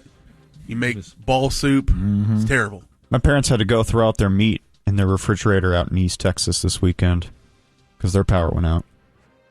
I'm sorry. Sucks. Why not just eat it? Yeah, just cook Because it was all spoiled and whatnot. They don't want to get dysentery. Yeah, no. I can't think Like of it's the anything Oregon Trail. I would trust less than the text I get from a power company. Like, yeah, no, it's Hey, going to be back in like fine. 2 hours, bro. Don't worry. It'll be between 2 hours and 3 weeks. No one Could ever be a holds couple them to that. hours. Yeah, I don't think, to that hypothetical, I don't think there is a right answer. And it kind of depends on how hot or how cold it is. Going back to the first snowstorm we had in 2021, Yeah. I think it was, where it was like record lows. When Cray Trey was bleeding in the bathroom. You couldn't be outside for What? more than 10 minutes without getting frostbite. Like that compared to 115 degrees. There's no right answer. Have you not heard Trey's bloody story from that week? No, do we need to? I mean, you can. Trey was up here running the board that week, and the power went out when he was in the bathroom, and he was going number 2. I don't know if that's And he part of the story, but he waddled towards the sink with his pants around his ankles, bleeding from his nose. And he went back when the lights were on. It looked like a murder scene in the bathroom. It was seriously 4 days later when the lights came on, and we'd all been using that bathroom with our phone flashlight, and then when the lights came back on, it looked like the OJ crime scene. Like that's the most blood I've ever seen in my life. Okay, just because I don't want to end with that, let's do one more really quick story. But yeah, 150,000 still without power in East Texas. We have a case of arson in Kaufman County, where a suspect is now in a hospital after setting the Kaufman County courthouse on fire. Apparently this guy broke out a window and threw a Molotov cocktail in the office. Damn. That's like terrorist stuff, right? Molotovs? Could you make one? Don't you just put like a rag in a bottle of liquor or something? And light it and then throw it at I've always something? wanted to make one. I've had a little pyro to me too. And I just as a kid, I think all boys have the pyro gene to them. Yeah. Yeah, so pouring some gasoline on the driveway and lighting it, see what happens. We keep a list here on the show of things that we want. That's one of them. I think I want to make a Molotov cocktail. I'm with you. And the second thing, damages were limited largely due to a bystander who witnessed the whole thing and called 911. I think I want to be a bystander. Fire. Yeah, to give your recount of events. Yeah. To the news. I would have a completely different recollection of what happened. Really throw a monkey wrench in what's going on. Yeah, I didn't see that dude there at all. All right, don't burn us down. It's fire. I threw him the lighter I had in my bag. Yeah, bro, lighten up. You got to be really mad to like Encino Man. Throw a cocktail into a courthouse. You think you could get away with it? That would be fun to do, like in the maybe not in the woods, but in a field somewhere. What, to throw one of these? Yeah. Yeah, of course. For sure. Well, Noon to 3 likes to do weird bits when someone's on vacation. Let's do it in the plaza. When you were on the scooter. Yeah, get a scooter and give him a Molotov cocktail. Dude, let's burn some crap down this week. Yeah. Let's start a fire. Let's burn down the Dirk statue. No, we're not going to do that. We're not doing any of that. Bad idea. We probably won't do this at all. All right. It's a good idea. There is a ballpark in Arlington that they're not using for anything right now. An XFL championship was won there. Yeah. Yeah. You can put Bob Stoops out of a job. There's your news. Yay. Thank you, Blake. Yay. Corby. I can't even see Monty. Push your screen down. It's so high. He's like Wilson from Home Improvement. That's my life goal. Good show. Good show. Bring it back. What did Wilson say when they thought Jonathan Taylor Thomas had AIDS? Wasn't Wilson like It wasn't AIDS, it was cancer, right? Oh. No, and it was the oldest? I don't remember. I remember the episode. Wasn't Wilson, though, like some sort of dime store philosopher almost? Like he always had an answer that was a little bit too wise for a guy that just hung out in his backyard? Yeah. Whenever Tim the Tool Man had impure thoughts about Pam Anderson on the show, he'd go talk them out with Wilson. Yeah. Yeah, I remember watching that show as a kid. So you're walking around. I remember watching it as a little kid, and you'd only see from like his nose up. Yeah. And I remember like getting up, standing up, and trying to get an angle to look where over I could the look fence. over the fence. What a stupid little kid you were. That wouldn't help you. It didn't work. No, you didn't know how technology worked. No, I still don't. I watched that show as an adult. Like I was in college. Yeah. It was good, I guess. I don't know. If it holds up. I don't know, yeah. We'll do that later this week. I do always remember the moment when I found out he was like a cocaine kingpin. I still don't believe it.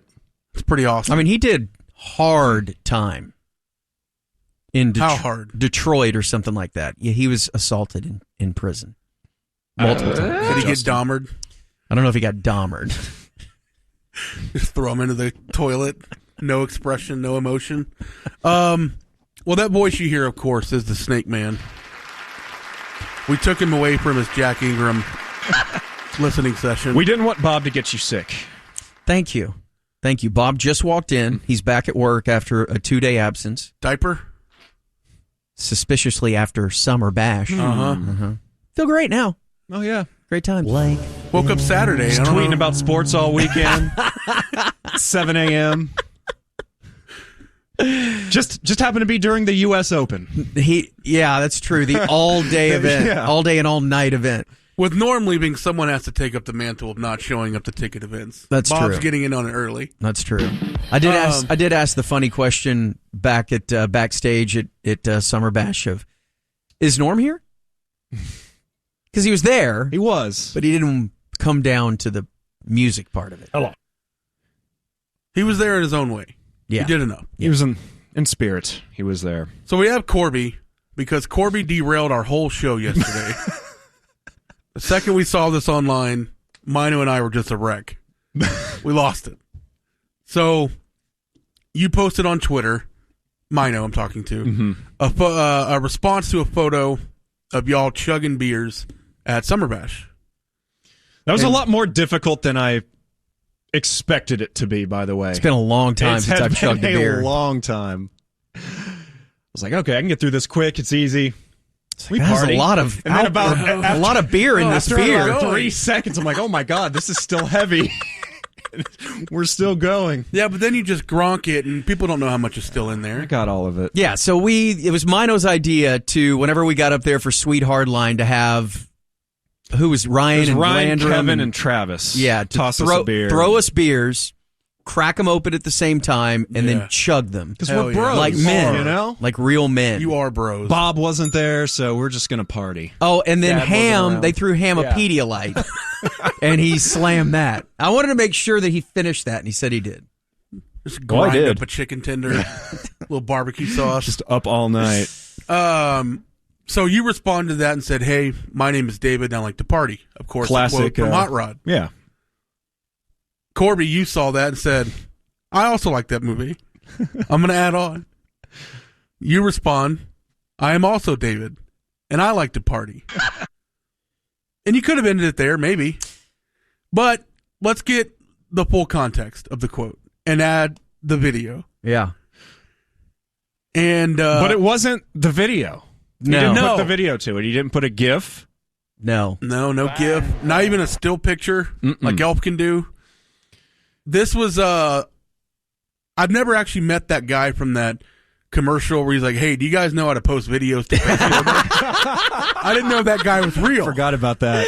I was like, that's a character. We had a moment. And so then after you see "I'm also David, I like to party," I see search.yahoo.com/search !P equals hot. And then, of course, I thought it was a virus, and I'm like, Corby got hacked. Oh, he got there's no fished. way. And then I started What seeing. a horrible hack. Justin showed it to me. I'm like, all right, I got to click on it. And it's a Yahoo search of Hot Rod, I like to party. And Hot Rod 2007 film pops up. So what I did is when you posted that, I'm like, God, I gotta watch that again. Even though we had just played it like not too long ago on the show as a Bill Hader memoriam. Yeah.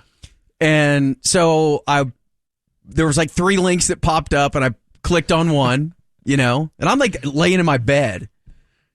I think. I don't know. But I'm on my phone doing this. Okay. All right. So I watch one of the videos, and then I'm like, I'm just going to throw that on there. And so I copy the link and of the video's up. All right. And I just press paste, copy, paste, whatever, and then paste it. I didn't even look at it. What I pasted. And boom, sent it, thinking that it was just the 30-second clip of what I just watched. Like Twitter's got this. Yeah, it understands. They'll know what It I mean. understands my problems. Elon gets me. Right.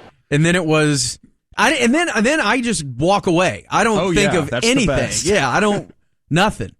And then I go back 2 hours later or whatever, and then dummy over here. So it kind of caught fire for a little bit. So I replied during our next segment with a link that was search.yahoo.com/search, a bunch of other letters. You click on it, and it's cry laughing emoji. We're going to get back to the Yahoo thing, but what else was there? Yeah, we got to get to that in a minute.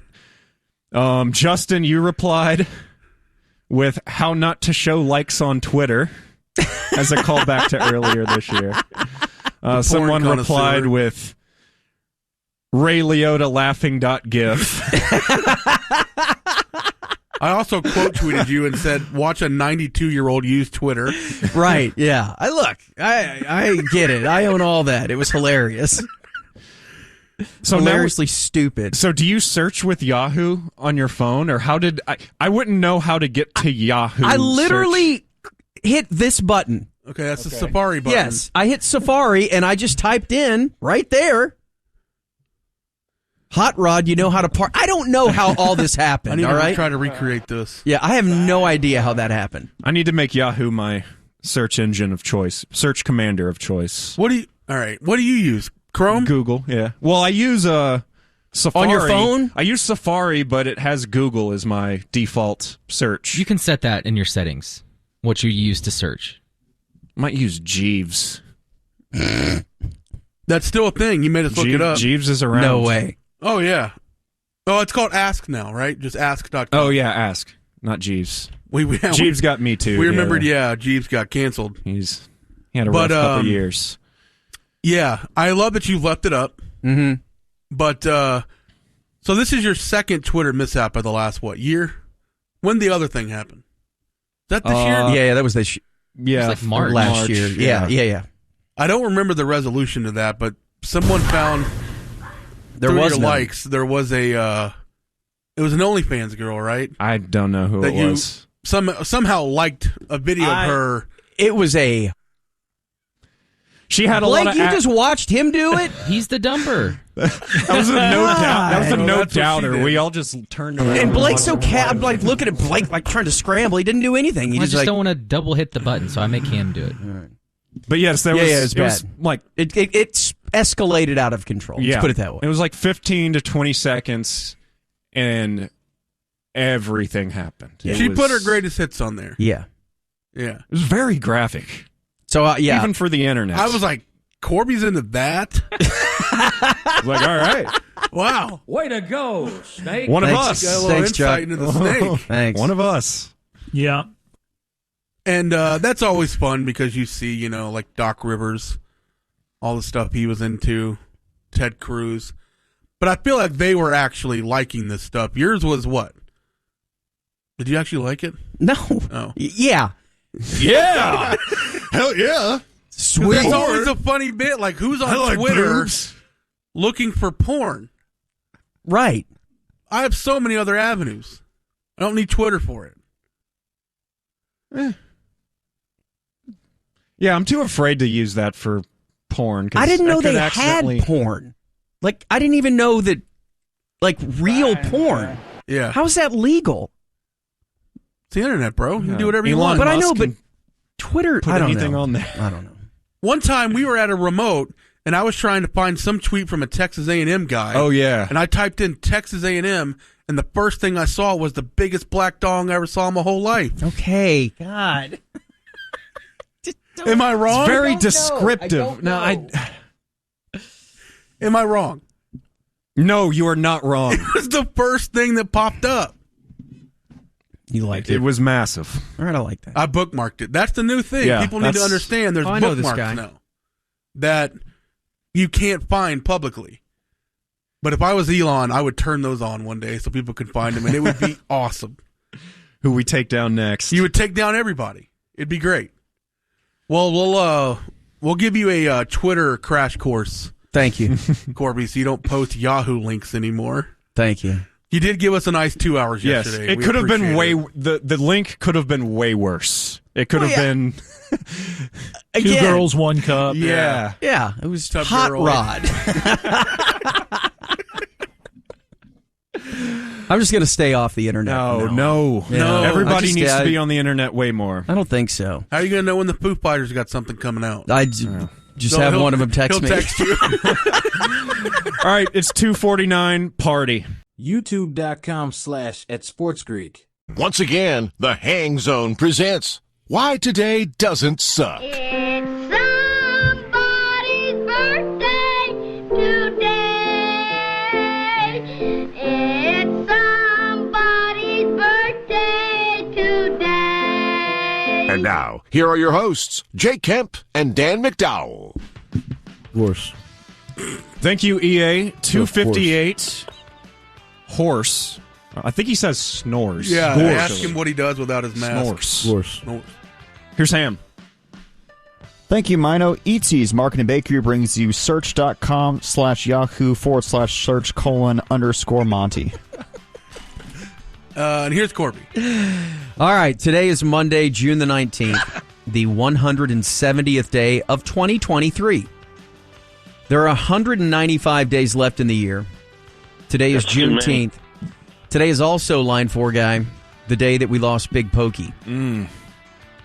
So this one's Big for Big Poppy? Pokey. Yeah. That's why I No, put not it Big down. Poppy. Oh, I'm sorry. What about Girl Big Poppy? Not. Do a search for girls that look like Big Poppy. Lady Poppy. Yeah. On this date in 1865. Why am I Googling this? Use Yahoo, I'm silly. actually- Yeah, okay. Yahoo. Union troops arrived in Galveston, Texas with news that the Civil War was over. 2 and that years too late. All remaining slaves in Texas were free. An event celebrated today known as Juneteenth. Federal holiday, banks closed. Went to open up a bank account today. Seriously, I did, and the bank was closed. You had to transfer because they couldn't handle any more zeros at your current bank. Start picketing? Yeah. You had reached the FDIC insurance limit. Right, Like, yeah. I need a new account. By law. We True can't story. hold more. My youngest, it's time for him to get a little debit card and all that. And so we wanted to go to the bank. Do you have a tie on? And You said for Juneteenth, we were going to open you a bank account. And as we're driving in, we have Donnie and Norm on, and they're talking about Juneteenth. And I look at him, I go, man, I think banks are closed today. It's a federal holiday. And he goes, for what? It's like, lame. Well, today is Juneteenth, son. What? So? What's that? I don't care. What's up with the banks? They suck. I thought you were going to say another word that started with a B there. Whoa! In 1938, 4 dozen people were killed when a railroad bridge in Montana collapsed, sending a train known as the Olympian hurtling into Custer Creek. We had a lot of train, ship, Airbus disasters back in the day. Crane. They didn't really have it figured out They yet. live in Candyland. Would they live in Candyland? In 1974, George Scott knocked the actor. Walks to lead off the second inning. Bob, it's the Brewers' only base runner as the Royals' Steve Busby hurls a 2-0 no-hitter. Never. He is the first Major League pitcher to throw 2 no-hitters in his first 2 seasons. Never did it on acid. Cue ball is foul. Which doesn't really make... If you can't do it on acid, it's not really a no-hitter. It's really fisted here. It's a good thing it's a warm night. That won't hurt quite as badly. And it's not a no-hitter if you don't walk 9. True. In 2016... Rangers ribs. In 2016, Bob, LeBron James... Oh, yeah. Slower. And his Cavs pulled off the NBA Finals comeback of NBA Finals comebacks to give what was considered the greatest team in NBA history a kick in the pants. 3-1 deficit. They come roaring back. They win game 7, 93-89. The Cavs. That was the block game, right? No. Block game was game 6. Oh. This is game what? 7. This is Kyrie's game. Yeah, 41 or whatever. Kyrie's big 3. Yeah, willed by his king. Yeah. Kyrie asked LeBron what he should do, and he took over the fourth quarter. I mean, LeBron set him up quite a bit when I remember. LeBron asked him for to, open shots. and without LeBron's idea, it never happens. God, this is the day. So my kid would have been 10, and we were at a friend's house watching the game, and with like 30 seconds left, we're all outside, and he realized what was happening and wandered off. And it took, I'm like 5 minutes later, I'm like, where did I go? We walked through the whole house. We can't find him. I'm like, oh my God, where is he? And I look outside, and he's on the front porch on like the second step with his head in his hands, like crying his eyes out. I thought you were going to tell me he was hiding in the crew's living quarters. No. He's not Absolutely allowed back not. there, not in that build. Hollowing out an apple. In the maintenance shack for the side yard. If I'm not mistaken, that was the year. Boy, this voice is going to be a problem today, isn't it? Only got 3 hours and 57 minutes to go. Do a medicine ball. This is the year Dan went on vacation, and I believe it was commonly to a place called Cleveland. Yep. And I believe him and his friends got together and played cards just about every night of his vacation with that game on TV. And so they would just, a month later, just keep watching it. It was a good game. Yeah, it was a doozy. In 1999, Brett Hull scored at 14:51 of the third overtime, putting a rebound over what is described as a weary Dominic Hasek as the Dallas Stars won the Stanley Cup. Yeah, nobody else was weary. Just him. You do get weary. They beat the Buffalo Sabres 2-1. I was there. The second longest overtime game in Stanley Cup Finals history and the longest to decide a winner. Always in the crease. The only cup winner I ever rope witnessed with pink eye. I was there. Did Dan fart on you? Thanks, Ty. I don't know, but in your eyeball? Definitely was fighting another personal ailment. Come over here, Bob. I guess I'm sickly if you think about it. I think it was self-induced pink eye. Maybe this is your time to get sick, like in your lifetime. Like Stanley Cup pink eye? June is always like your sick time. Yeah, maybe. Maybe you should stay away from anuses in June. Yeah. It's not the only way you get pink eye. Well, The most common, though. not according to the great documentary film Knocked Up. I hear horses, not zebras. Bracket Dan, I want to wish my friend Jack Gallagher a happy birthday. Of course. The Mercy Rule flag football team is his leader. That's the Christian flag football team.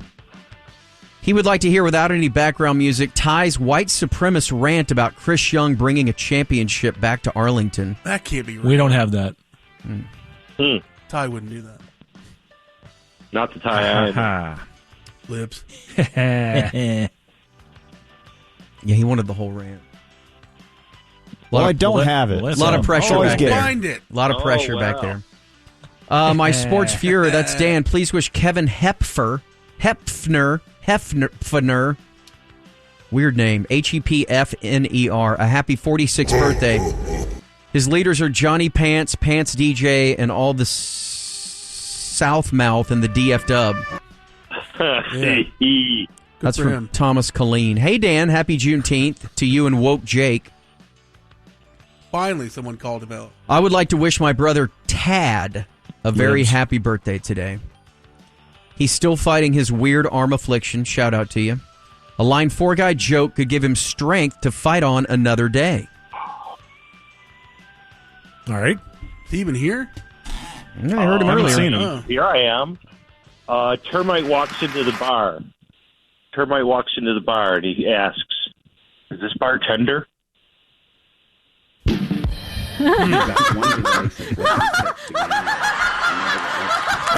Because Because of the wood? he wants Is that some it? soft skin. Yeah. Yes. That's from Pete. Delightful. Happy birthday, Tad. Bracket Dan, please wish my P1 brother and member of the TCU, Dave, the TCU Lupton Drinking Club, Jacob Sailors, a happy 37th birthday. His leaders are Jake and TCU Corby. He'd like to hear some Corby and Jake humble brags. That's from Nathan Sailors. I don't think we have any of those. Yeah, I'm looking at a map of the U.S. right now. How's your ass? I normally can wake up, no alarm. So I went to Desert Trip. Hey, don't get me wrong. I love the candles. I just went to Desert Trip, okay? I somehow have a 3-car garage, and we park Wow, one it car in there. you doubled up on that. So I was in, please say Desert Terminal A over the weekend, flying up here to California. Going to Desert Trip. Yeah. Did you know Chris Young was on that team? I hate hearing y'all one up each other. I looked up we were talking about in the meeting, and I looked up the World Series that year, and I was like, oh, that's right. Chris Young was on that team. He's been in a World Series parade in the last decade. How about that? Huh. White guy, right? It's about to be in another one. Damn right. He'll know how to do it. There are some big birthdays Damn right. today. He's white? Oh, damn right he's going to. God. No, That's I how was Ty agreeing with this. celebrates I'm agreeing with the parade thing. Well, jeez, dude. Okay, Ty, all right. I thought the beginning of that was a Mino brag. You're like, I was looking up the World Series at the beginning of the show. That's what I like to do. That is a weird claim. The World Series. Yeah, that's what he said. We all know I like to party. All right, I was you like guys. the gayest little boy ever. You guys choose who has the largest birthday on this day, on this historic Juneteenth day, which I find it weird and almost disgusting that everybody here's parents decided to have sex exactly 9 months before Juneteenth. Like, kind of disrespectful to Juneteenth almost. So that'd have been like what? October? Or they wanted to celebrate Yeah, Juneteenth right. by emancipating their infant from the mother's The mother's womb. vagina. Yeah. And the fact Great you didn't point. have a kid on Juneteenth. Makes you a racist. Whoever did not have a kid on Juneteenth is totally You're racist. like, we're having a December baby. All right, you tell me who's the biggest birthday. Peter Warwick is 46. Florida State. You know, Jordan Poole is 24. Actress Felicia Rashad is 75. She, of course, Mother Cosby. Bye, Felicia. Implicit, you think? No. How many times did she have to fight it off? You know, Not- I not think he was again, smart Bill. enough to leave that alone. I bet you he was like, that's too obvious. you know, Ahmad Rashad will kick my ass. Who's that? Bill Cosby. That's my Bill Cosby. Actress Kathleen Turner is 69. Hello. And kind of large. Compared to what So she then used to probably look her like. then. As big as birthday. Rock singer Ann Wilson is 73. Speaking of large. Is she the big one? Is she the fat one? Or no, Nancy's the big one. I think it's Ann. Wait. I don't know. I don't either. One of them like rides a panther all Anne the time. is the though. big one. Yeah. Nancy's the blonde. Okay. Yeah, Nancy's the one that's married to Quentin Tarantino. Dan Marino. Dan Marino. Stan Marino. Neil Giraldo. Is it Cameron Crowe? Cameron Crowe, that's it. I knew it was somebody with Yeah, Ann- music or movies. Anne looks like she eats calzones in bed. Yeah. Yeah. Salman Rushdie is 76. Monty McLemore is 41. Wow. That's Jake's. Yeah, it's Jake's That's a dude. Jake thing. Well, he's not That's why here, he's so not now here. it's you. That's why he's not here. He's celebrating with Mac. Actress And young Mia, He calls him the real Mac. He's doing some thrift store shopping Yeah. today in his honor. actress Mia Sarah Bob is 56. Sloan? That's Sloan. Sloan Peterson. Sloan Peterson. I feel like I need to Peterson's father. plow through that. She was hot. Actor Paul Dano is 39. He had Riddler. from There Will Be Blood and the Dannemora? Riddler. Yeah, and Dannemora. That's right. Oh, yeah. Did he make the finger pants? And- he did. Paul in what? Little was Miss it? Sunshine. No, He Little made Miss the finger Sunshine. pants, he yeah. did. Okay, yeah, because he was was working in Little the. Miss Sunshine. will drink your milkshake. Boris Johnson is 58. EJ. Boris. Is that Boris the Spider. Germany or England? England. Prime Minister. Yeah. Former. Yeah, something Somewhere weird. over there. Or is he back again? Great hair. Rock musician Brian Head Welch from Korn That's why Jake's not here today. is 53. So far, who's the biggest? Who's the biggest birthday? Head. Who? Brian Head Head. Welch. Yeah. Let's call him Head. Because now here are the big ones. Jacob deGrom is 35. Okay. Will he ever play again? Rangers. Oh, my arm hurts. Dirk Nowitzki is 45. Hero. Where's Boobs at? And finally, Bob, Yes. turning 43 today, That's hurt. Jason White. Only reason we're doing this. It's the only He has reason a we're statue. doing this. Like, who's Landry Jones? Who's this guy? Oh, like Landry has a statue. Come Josh on, Heupel. man. Give me a break. You know, before he blew both knees out and couldn't walk anymore, he was pretty good. Yeah. Was he? Pretty good. Ha! He was the architect of 77-0. Wasn't he also the architect of like 11-2 or something like that? 11-2. What was your national title score? Not all buildings. No. That was Josh Heupel that won 13-2 over Florida State. Yeah. Mark that under. Who gives a Born Heisman on this winner that went undrafted. I was gonna say he retired from the NFL pretty recently. They Didn't he? took both knees out of his body. I'll tell you Yeah, what. he's unkneed. Give me that Where'd guy. they put him? He knows how to win. Born on this day, now dead. And he loves Gotta have football. heart. And his mama. George de Mestral, the Swiss engineer that invented Velcro. I thought Velcro was like a space thing. Wasn't They that found it NASA? on the moon or something. Yeah, because they used to Velcro the astronauts to the ship. Yeah, it grew. I don't know, man. I It just grew think on the space moon, is super and they just gay. peeled it Yeah, off. they farmed And it. they would They're smoke space it. pubes. It grew underneath moon rocks. It's a tang. Farmers. Nancy Marchand, who was Tony Soprano's mom in the show called The Sopranos. She was a good lady. Uh-oh. Mo Howard, born on this day, now dead. Hey, Mo. Kind of my least favorite of the Three Stooges. So mean. Always so mean. Oscar Taveras. He was always poking their eyes and stuff. What a jerk. Yeah. So they put up a defense. You know, in real life, he was an animal conservationist. Was he? No, I have no idea. Oh, okay. Until he poked a kangaroo in the eye. Lou Gehrig was born on this day, now dead. What? Dead on this day, still dead. Julius and Ethel Rosenberg, executed for espionage in 1953. They kidnapped, boy. Lindbergh's baby. This was a turning point in my life in 1986 as Len Bias died of a cocaine-induced Dude, seizure. Man, You have no idea, bro. what could have been? New wilt. I refused to do cocaine for 4 years. At least. You know that the Three Stooges, when brave of Shemp you. died, and I'm not lying, he died midway through they were filming something, and they had to use a guy, and he stood with his head facing back to the camera Yes, he did. for like 5 minutes. Oh. Yeah, it's the truth. Well, Thanks, thank you, Ty. Tell it Yeah. again. Why'd you turn on the Enews bed to tell us that? You know that the Three Stooges, when Shemp died, Shut I'm up. not lying. Shut up, me. Talk a little louder this time, will you? It really You know looks that like it the three- kills Ty every time that's played. What about farmers? I hate ham. In 1997, College, Bobby I had- Helms. No. Bobby Helms, the Dad's brother. singer of Jingle Bell Rock, died at 63. Was he rich off that? Surely so, right? That's Yeah. not it. Not And a he took the champ. COVID vax, and here we go. Yeah. His body exploded. Yeah. Spontaneously combusted. In 2013, James Gandolfini died from a heart attack at the age of 51. Wow, Len He died on Bias. his mom's 51. birthday. 10 years ago already. Damn. Hang on. He was snorting Len Bias's ashes. There was still cocaine in it. He rolled him up in a cannoli. What? Manute Bol died on this date in 2010 of being too tall.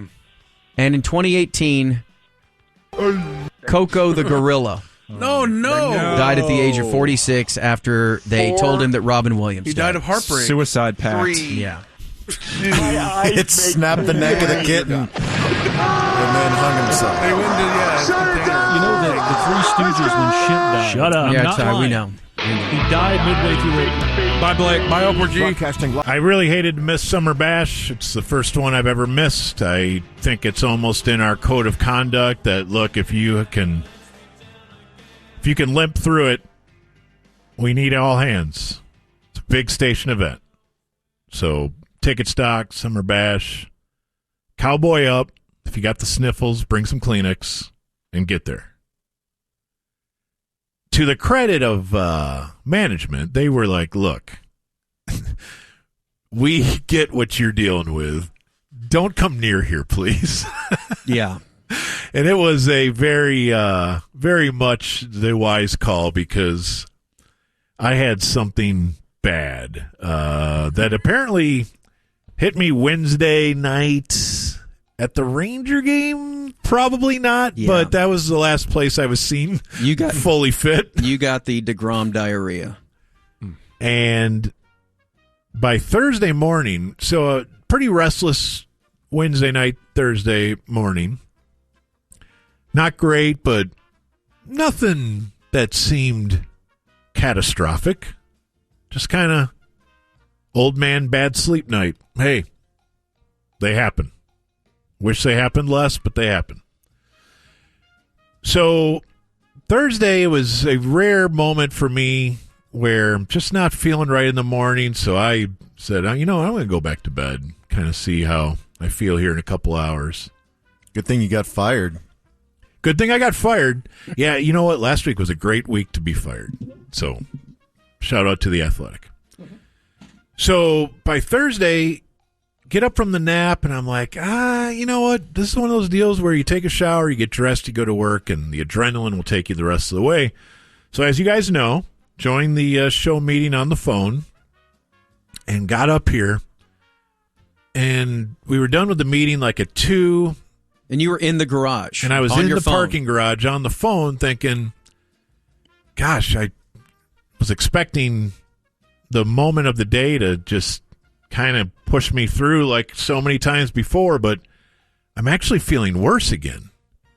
Well, let me give it half hour here, and maybe I'll recover for the show, which is a weird thing to say, but we all up here try to be gamers. We really do.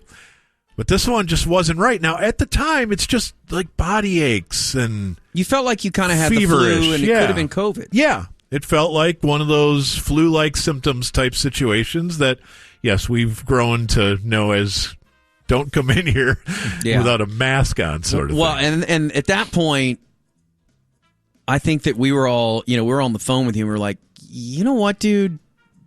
Don't come up here. Yeah, let's not be in a small conference room in a small studio with you breathing our air. Yeah. Our precious air. Yeah, so I started to, think it through and just be like, you know what, gamer schmamer, let's get out of here and maybe regroup for Friday. And maybe Summer Bash can still happen. I don't know. But, man, by the time I got home, it's chills, it's body aches, and yes, it's beginning to look a lot like a bad, bad case of the diarrhea. Did you think food poisoning at any point? Oh, yeah. Okay. Did you take any vitamins? That's what happens with me. No, that doesn't happen to normal anyone humans. else. And so Thursday night, just a disaster, just a mess. I sort of remember Evaldi Otani, sort of, not really. And it was just awful. Are you in and out of sleep and consciousness and bathroom and all that? Like just... Yeah, and, you're kind of not registering anything. You don't feel like doing anything, and you're just kind of like waiting for this to pass. Yeah. Was it worse than colonoscopy prep? Oh, considerably worse. Because you feel bad. Because you feel awful. Colonoscopy prep is you're following a recipe, and it's happening exactly like they said it would. This is, you're going on a ride that you are not driving. You are simply on the ride, and you can't get off. And what happened over the course of the next 12 hours was just very, very bad, very poor, nothing good, and I'm not eating anything, nor do I have the slightest bit of hunger. I don't even think I can drink because that seems to go through one in a moment's notice. When was so you ate Wednesday night? Yes. At the Ranger game? Yes. And then when was the next time that you actually consumed food? Did you try to eat breakfast the next morning? Maybe some yogurt or something? I want to say maybe some hard-boiled eggs Thursday morning and maybe a Cliff Bar during our meeting. And then I want to say that was the last thing I ate until Saturday. Yeah. So Friday we went to the doctor. They're trying to sort out what I'm dealing with. Blood tests? No, actually, the doctor was pretty matter-of-fact where he's like, okay, we can narrow this down to a few things here. Let's get you on the Imodium, which I know all about because of all the times I've been in Central America. Always learn about your Imodium, guys. You can't. It's like a passport. You got to have it down there. Antibiotics? No, it just tightens it up. No, I know, but antibiotics? Well, that kicked in Saturday. Okay. Or, you know what? That kicked in Sunday. That was the game changer, by the way. And he wasn't sure about the antibiotics because the antibiotics will cause diarrhea, which is a really funny thing when you're trying to fight. You're fighting fire with fire. So he thought that this was either an airborne thing. Yes, at first he was trying to get to the bottom of things, and he was trying to, as doctors do, eliminate things. And Friday, his process of elimination was probably very sound. But by Saturday, and even by Sunday morning, I'm like, Sal, this is not. Like he said, you've gone through the toughest part. And he told me that Friday before lunch. Are you in the guest room, by the way, the whole time? I actually somehow took over the master. Oh. And she said... Did you take her out to the curb? She said, no. I deserve the master. I think when the other one is sick enough, you just kind of defer like the opening kickoff, and you're just like, you know what? Take it. Who knows how many germs are already living with you? You go ahead and just take that. Yeah. We'll burn that room down when you're done. And so the timeline is really weird because, like I said, Thursday and Friday had no focus, no ability to even read a book or, you're always thinking, boy, it'd be kind of cool to be sick for a couple days. You could knock out these shows. Dude, no. That never happens. No, being sick is terrible. You know what, Corby? I agree. Your health, important. Hot. I can't. Opinions. I mean, I know being not sick is worse than being sick. What will the hard line say next? I think I did it backwards. So it was so frustrating trying to figure out what this was. And finally on Sunday, he just said, you know what, let's call in the antibiotics because clearly we have a bacteria thing in your stomach. And he started to explain on how your stomach always has bacteria, and it's good bacteria because it's part of your digestive system, and all the blah, blah, blah, words. Doc, just make me good. Make me be able to eat again, please. And he's a very sweet man, and he was communicating with me on his weekend, which is unbelievable. But once we got the antibiotics on Sunday, things started to sort themselves out. By this time, were you like shriveled up SpongeBob because you were so dehydrated? Dude, I've lost so much weight this weekend. How much did you lose? I think the number is 13 pounds. Yeah. 13. From Thursday until Sunday night, 13 pounds. In 2011, I went... Wait, what was the New York Super Bowl? 2012, probably Jan 2013? Yeah. Because I went... like flu, bronchitis. Like I had 2 or 3 weeks that were just living hell, and I lost like 12, 13 pounds. Dang. Yeah. Well, it turns out it's one of two things he thinks. And I've never heard either word before, but let me share them with you and then tell you what I've learned about them. One is Shigella. And one is Campylobacter. Okay. Has anybody heard either of these two words? I think he's just making these up. Yeah, you got Campylobacter. Anyway, here. I think Shigella is the one that is... Shigella. Shigella. Yeah. Shigella. I think Campylobacter, if I'm not mistaken, is raw poultry. Sounds like he opened up for soupy sales. Like, is it like salmonella or something like that? Yeah. Like maybe you just ate some bad chicken or something? I don't know.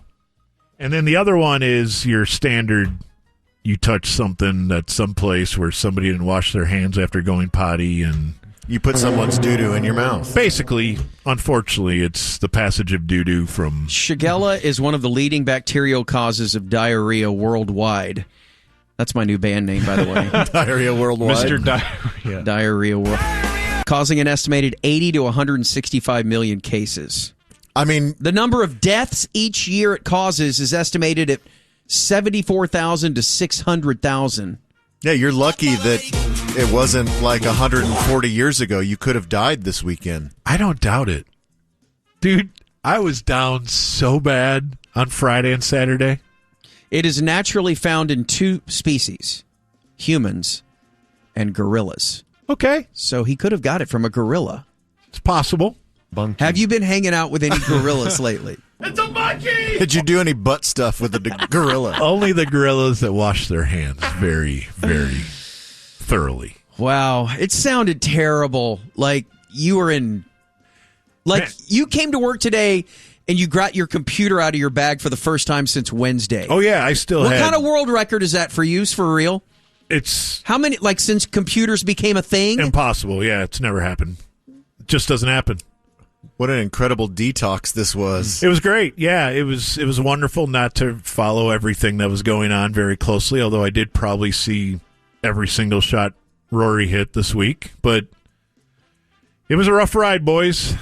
I'm like to welcome food back to my life, although we're being very conservative with our choices. Yeah. And what's up with the voice? I don't know. It's just a byproduct. The voice is a bonus. Did you have like head congestion or did you vomit at all? No, I had nausea several times, but I never actually had anything make it out. Man, that is some serious. The whole body. It affected the whole body. It was like I tried to eat like 5 saltines on Saturday, and it just turned into the most intense abdomen pain I've had in ever. Did you try to do it in under 30 seconds with no water? That and challenge. Then whistle. All right, go. But we're back, baby. We're back. All right, good stuff. All right, and here he is, Dave. So we had 2 big movies open up over the weekend: The Flash and Elemental. Flash. And The Flash, of course, is supposedly the reset button for the DC universe, and it's not. They said it in the lead up. They said it's one of the greatest superhero movies ever made. Yeah, and there was so much publicity for this, like it's crazy. Yes, they were really pushing it hard. Well, The Flash fell flat on its face.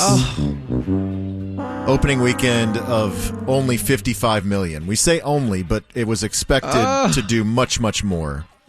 And it costs over $200 million to make and about $100 million to market. Wow. So not looking good for The Flash. And Elemental did even worse, as that is the new Pixar movie with fire and water and earth and air. But that's that band, Fire, Water, and Earth.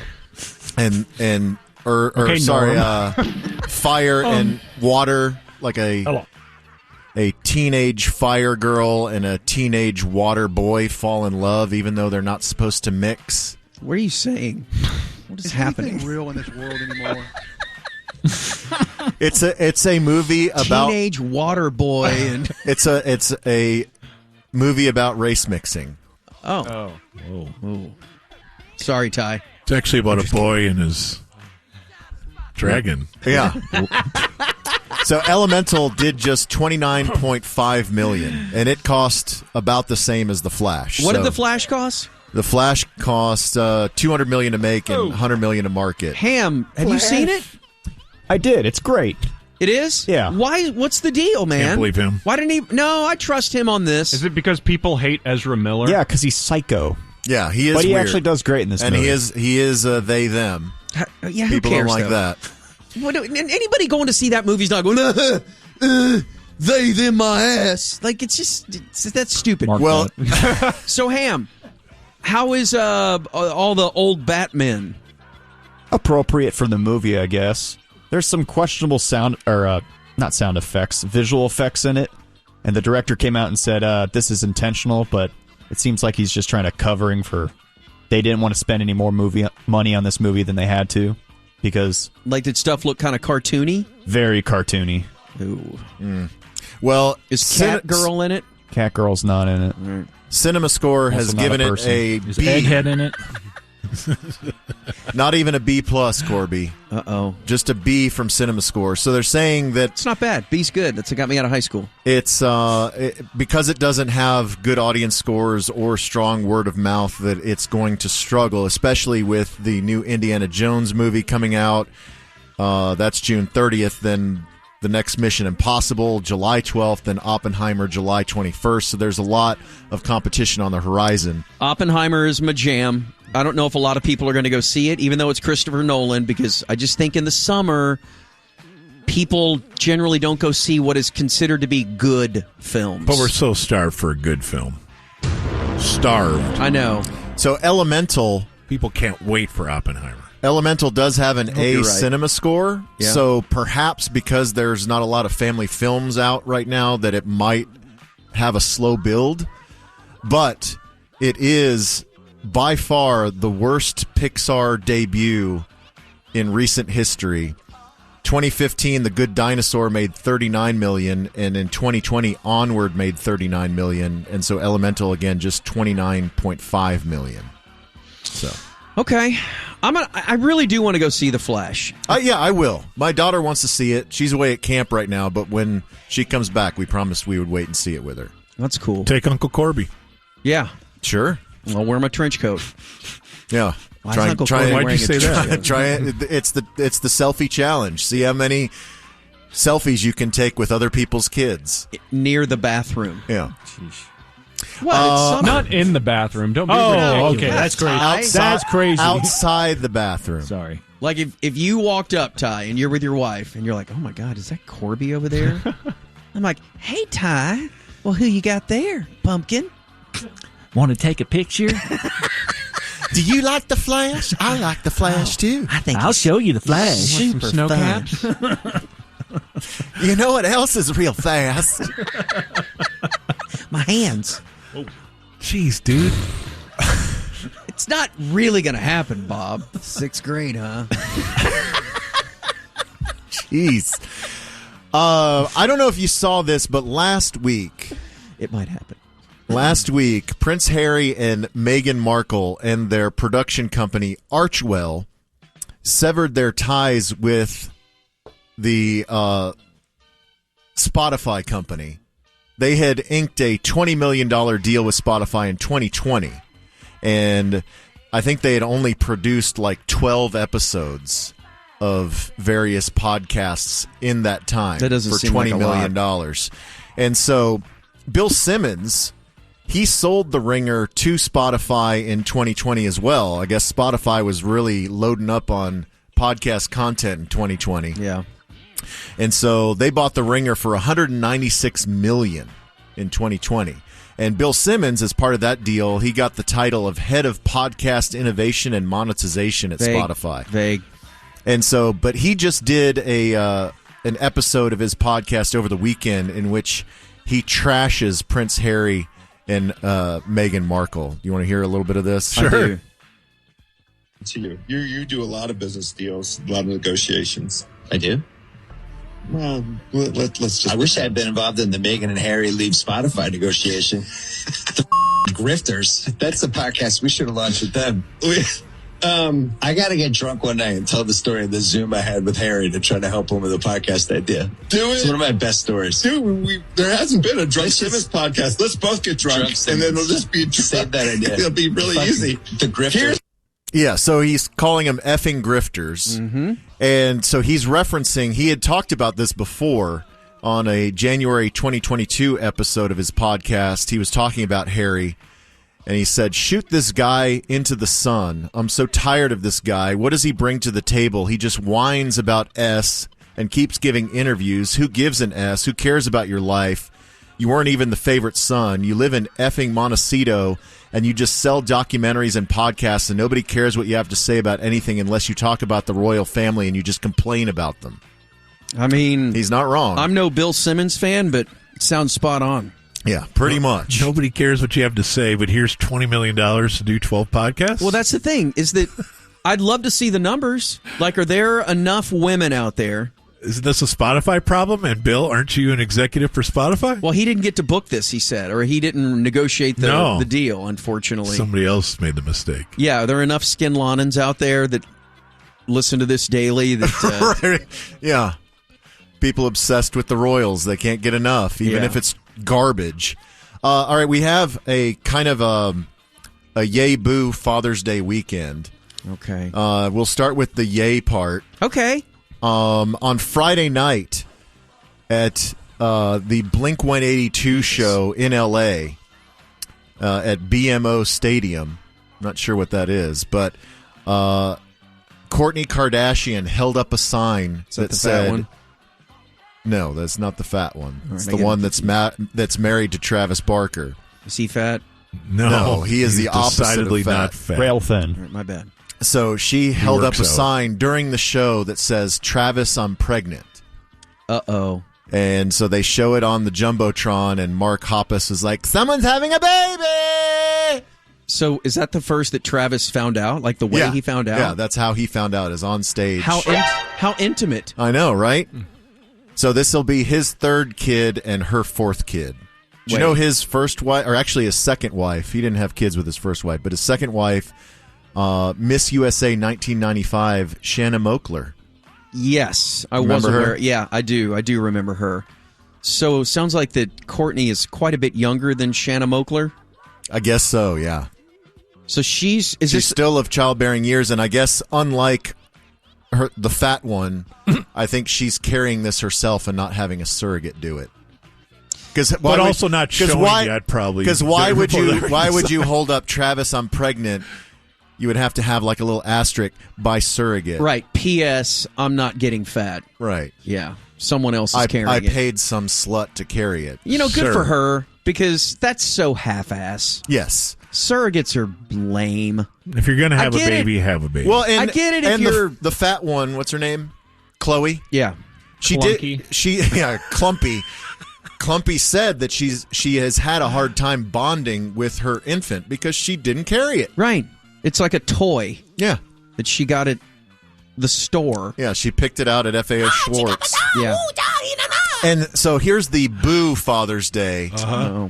Russell Simmons had a terrible Father's Day weekend because both his oldest daughter and his ex put him on blast.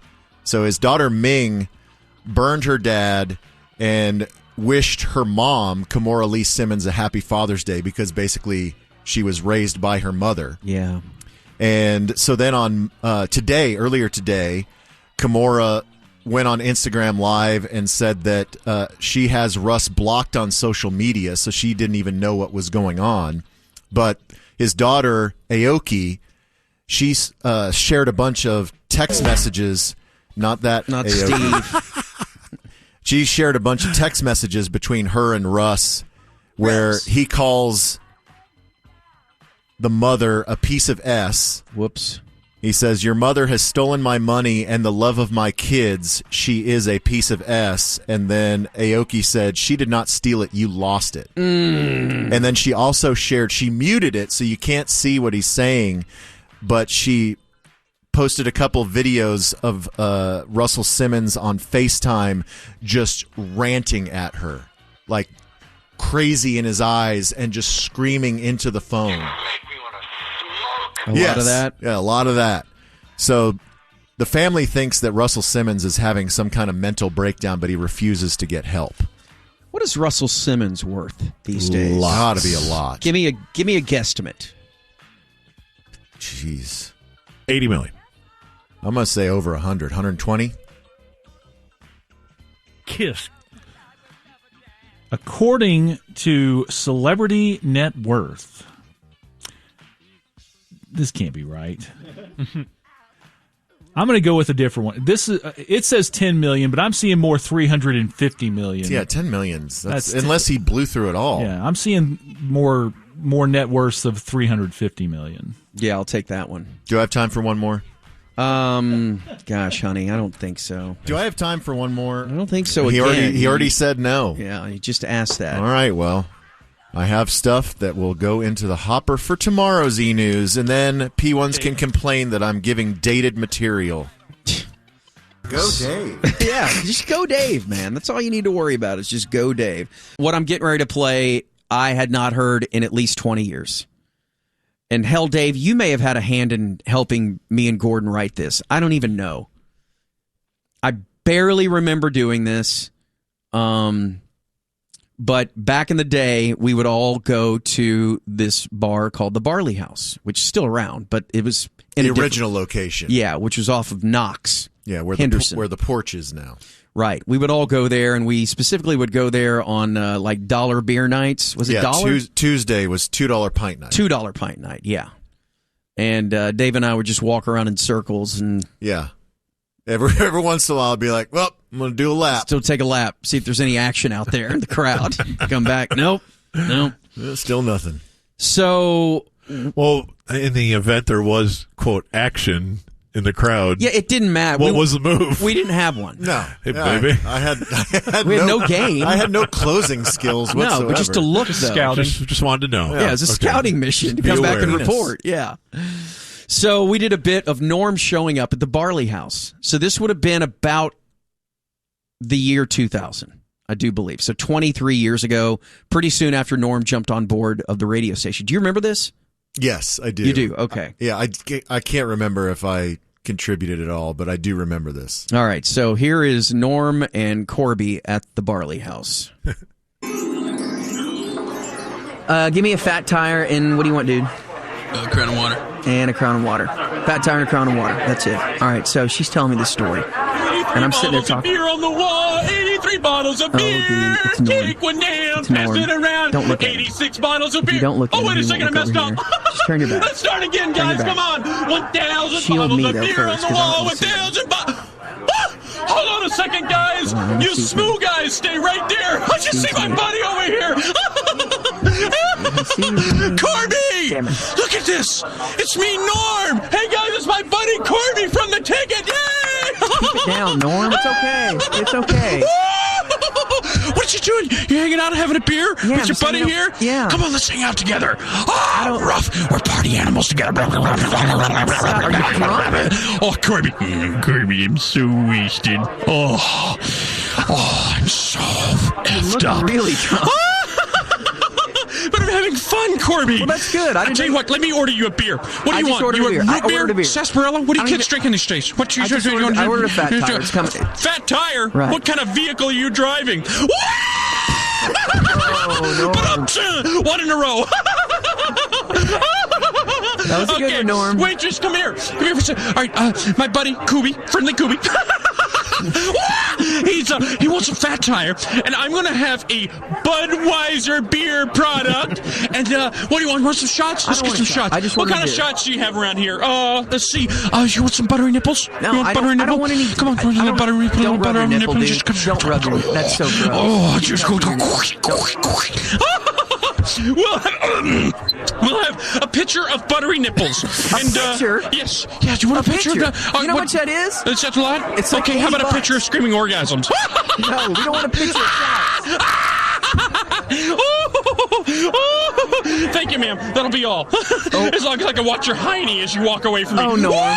Norm, you're drunk. Kirby, I'm so drunk. I'm about to be sick. Oh, not on me, please. Norm. Norm, that stinks. Oh, my goodness. Can you smell those enchiladas? You feel better? So what are you doing? You're just hanging out with your buddies? Just hanging out, man. Just hanging out. Kind of a hip I didn't place? even know you knew about this place. Oh, yeah. Oh, I came out here for the local music, Corby. Oh, really? Oh, I'm a big fan of local music. Oh. I don't even know who's playing here tonight. Flicker Stick. Oh, Flicker Stick. Yeah, it's going to be Flicker Stick. I think Oreo Speed Dealer. Oh, they're playing. Yeah, And I can't wait. I'm going to dance. You know what I'm going to do? Is everyone cool around here? No narcs? Cool. No narcs? Is your friend here? There's my buddy's the guy. I got a trunk. I got a trunk full of hydro. Oh, you do? Yeah, trunk full of hydro. Oh, I'm not interested, You sure? Norm. You got a dugout? You got anything like that? I don't have a dugout. It's okay. I got a course can here. We'll just make a bong out of that. Oh, Norm. I'm teasing with you. I'm teasing with you. Oh, you are? I can't understand you. Norm? What else you got? You got anything good? You got any? You holding? I'm not holding anything. I don't have any drugs on me. Nose candy? Nose candy. Nose candy? Coke? Yeah, Coke. See, back in the 70s, I used to be such a party. I'm rough. Don't bark. Stop barking. Don't bark. Well, I used to be a party animal. And you know what? Back then, it was all about cocaine. Was it? Corby, he was so much about cocaine. I don't have any Coke, dude. I'm sorry. He was so much about I don't want to do cocaine. Coke with you. I still can't get Frito off the stuff. Oh, you can't? I'm teasing you, Kirby. No, but you got anything else? Mexican black tar? Heroin? Mexican black tar? I don't have any You got drugs, any of that? Norm. You got any of that? I'm I just got some here drinking whippets. beer. I got some whippets in the car. What are you doing with whippets? You do whippets? No. You do some whippets? What you doing? I don't want to do. You want to sing a song with me? Sing a song with me. 1,000 bottles of beer in the wall. 1,000. You don't want to do that. Come on, we're partying here, Corby. I know, but I'm just hanging out. I'll tell you what we'll do. Let's try to get us drag some of this SMU strange out of here. I don't want to. Don't look at the girls, Norm. Look at all the girls. Look at them. No, Norm. I hang out here a lot, okay? Don't embarrass me. Just look at this girl coming towards us. Look at this huge can she's got there in that brown hair. Look at her walking towards them. Look how tight those jeans are. If you look at the jeans, Norm, look at that is my looks like wife. a tomahawk chop. Norm, that's my wife. Oh, that's Julie? Yeah.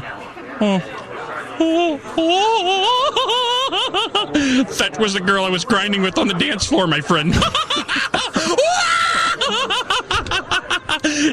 She thought I was concealing a lead pipe in my pants. No. Oh, Corby, you wouldn't be sick again. No, don't do it. No.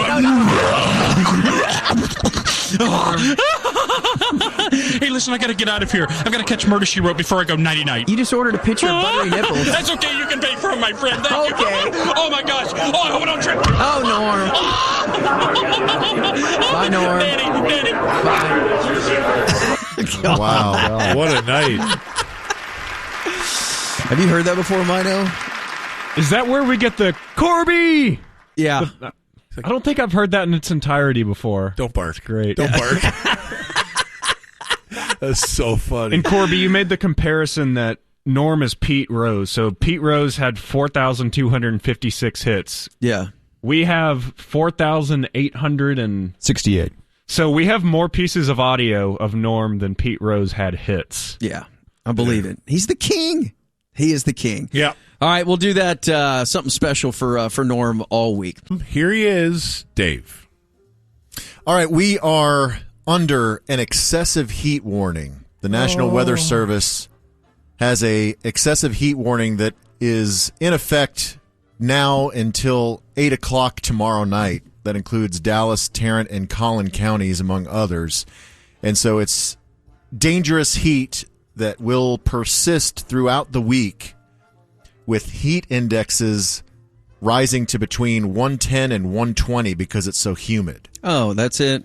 Yeah, so we're the actual high temperatures are barely touching 3 digits, but because we've had all the rain and it's still so humid that the heat index is 10 to 20 degrees more than the actual temperature. So while Bob was going through his own personal hell, I sent him a note that I was playing golf at his home track on Saturday. Mm-hmm. And we had multiple people that almost passed out. Really? Oh, yeah. Oh, no. Because it was about, the heat index, I think, was like 110 on Saturday. And out there at Grapevine, there's like a couple of areas of the golf course that are so stagnant with no wind whatsoever, like allowing itself in there. Because of the dam. Yes, because of right by the dam. Yeah. That you're sitting there kind of wobbling going, oh no. Like I drank what felt like 4 gallons of water on Saturday, and you never peed. Never. You had to really love golf on Saturday. Yeah, it was... It's gross. It is dangerous. Yeah, so over the weekend in the DFW area, there were at least four confirmed hospitalizations due to heat-related illnesses. Now, this comes on the heels of a very controversial bill, House Bill 2127, that was signed into law by Governor Abbott last week on June 13th. It will not come into force until September 1st, but it is a... Does this give me the right to shoot beer cans without being bothered? No. 'Cause that's what I want. It is a law rescinding city and county ordinances requiring mandatory water breaks for construction workers. Oh my God, construction workers. What? So in Austin in 2010 and in Dallas in 2015, those two cities passed laws or ordinances on the local level that mandated breaks for construction workers, a 10-minute break every 4 hours to drink water. 10 minutes every 4 hours? And seek shelter from the sun. Okay. And so this new bill that was signed into law last week will not only nullify those measures, but will prevent other cities from enacting similar laws in the future. We're all insane. Seriously. And so people are saying that this is a death bill that Governor Abbott signed. According to How is this even real? U.S. Bureau of Labor Statistics, at least 42 workers have died in Texas between 2011 and 2021 from heat exposure. So Texas is the deadliest state for heat exposure for workers in the United States. What's the reasoning for rescinding that? Well, I'd like to hear the reason that you had to make a law for that in the first place. Like, what are we doing? So Dustin Burrows, who authored the bill, says the law will help rein in local and county officials that have exceeded their authority and will give small businesses the consistency they need to invest and grow. Like, how generic is that? I'm sorry, I don't even know what he's saying. Like, it doesn't even make sense to me. Like construction workers taking 10 minutes to drink water every 4 hours, that will reduce their productivity so small businesses can't grow. So every 4 hours, they're pointing at the law for 10 minutes, and the small business owners getting mad. You know what I want to do? I want them and to. He's going right to the governor to strike it down? Right. I need them to now pass a similar bill for middle school and high school football players. Right. No more water. No water breaks. Why do you need water? Water doesn't help. Libs. It really is. Toads. It really is bizarre, the things that this legislature focus on. It doesn't make any sense. It's seriously like Parks and Rec or something. Yeah, I don't get it. It's like I don't get it. So, sticking with our politicians on the state level. Oh, good. This is a fun quote by Ted Cruz. So this is at the end of last week. He was on a conservative talk show.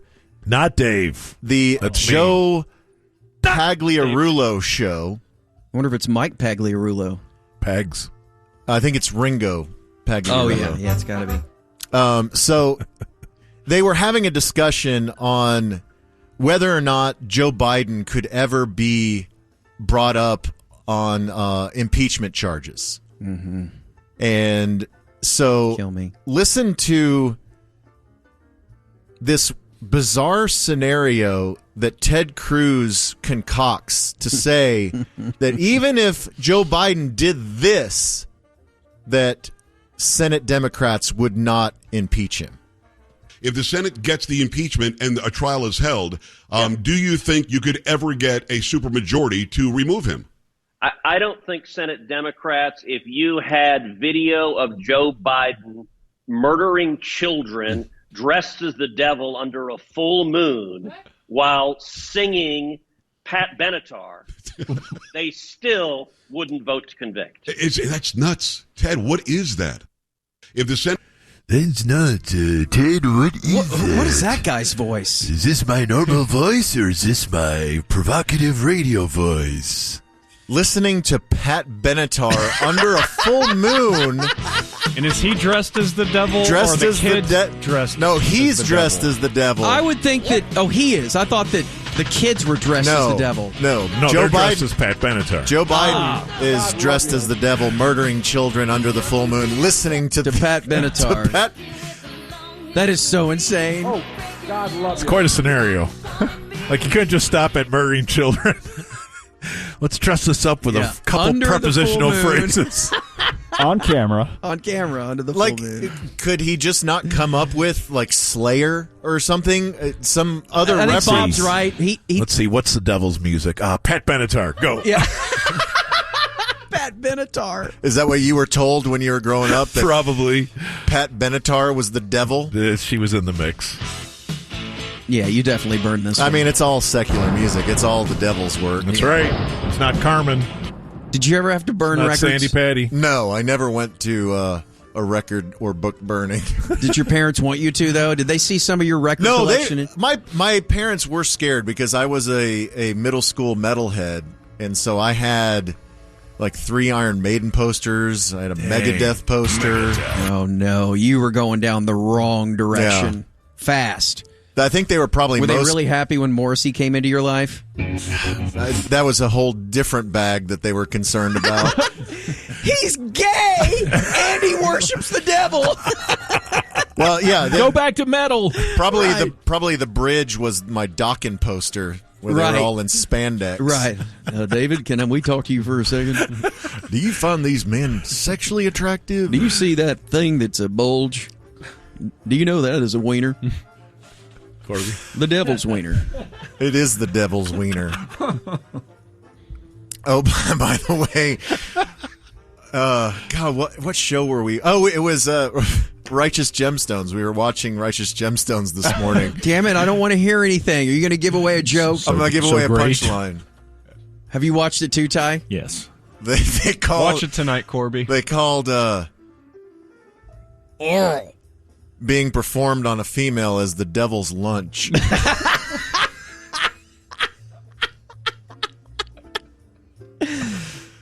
know, I'm going to kill you for not watching that show.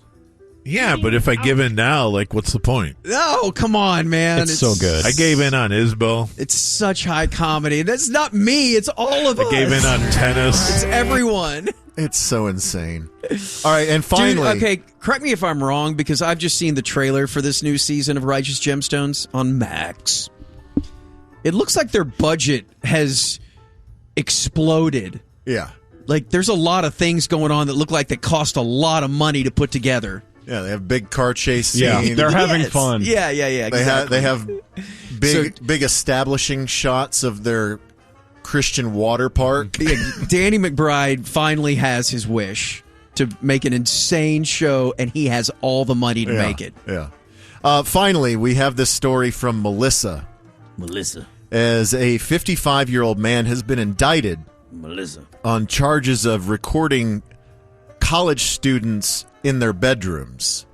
How? Oh, boy. So, Don't laugh at that. In September of last year. I'm native. I can say that. You pick a bad.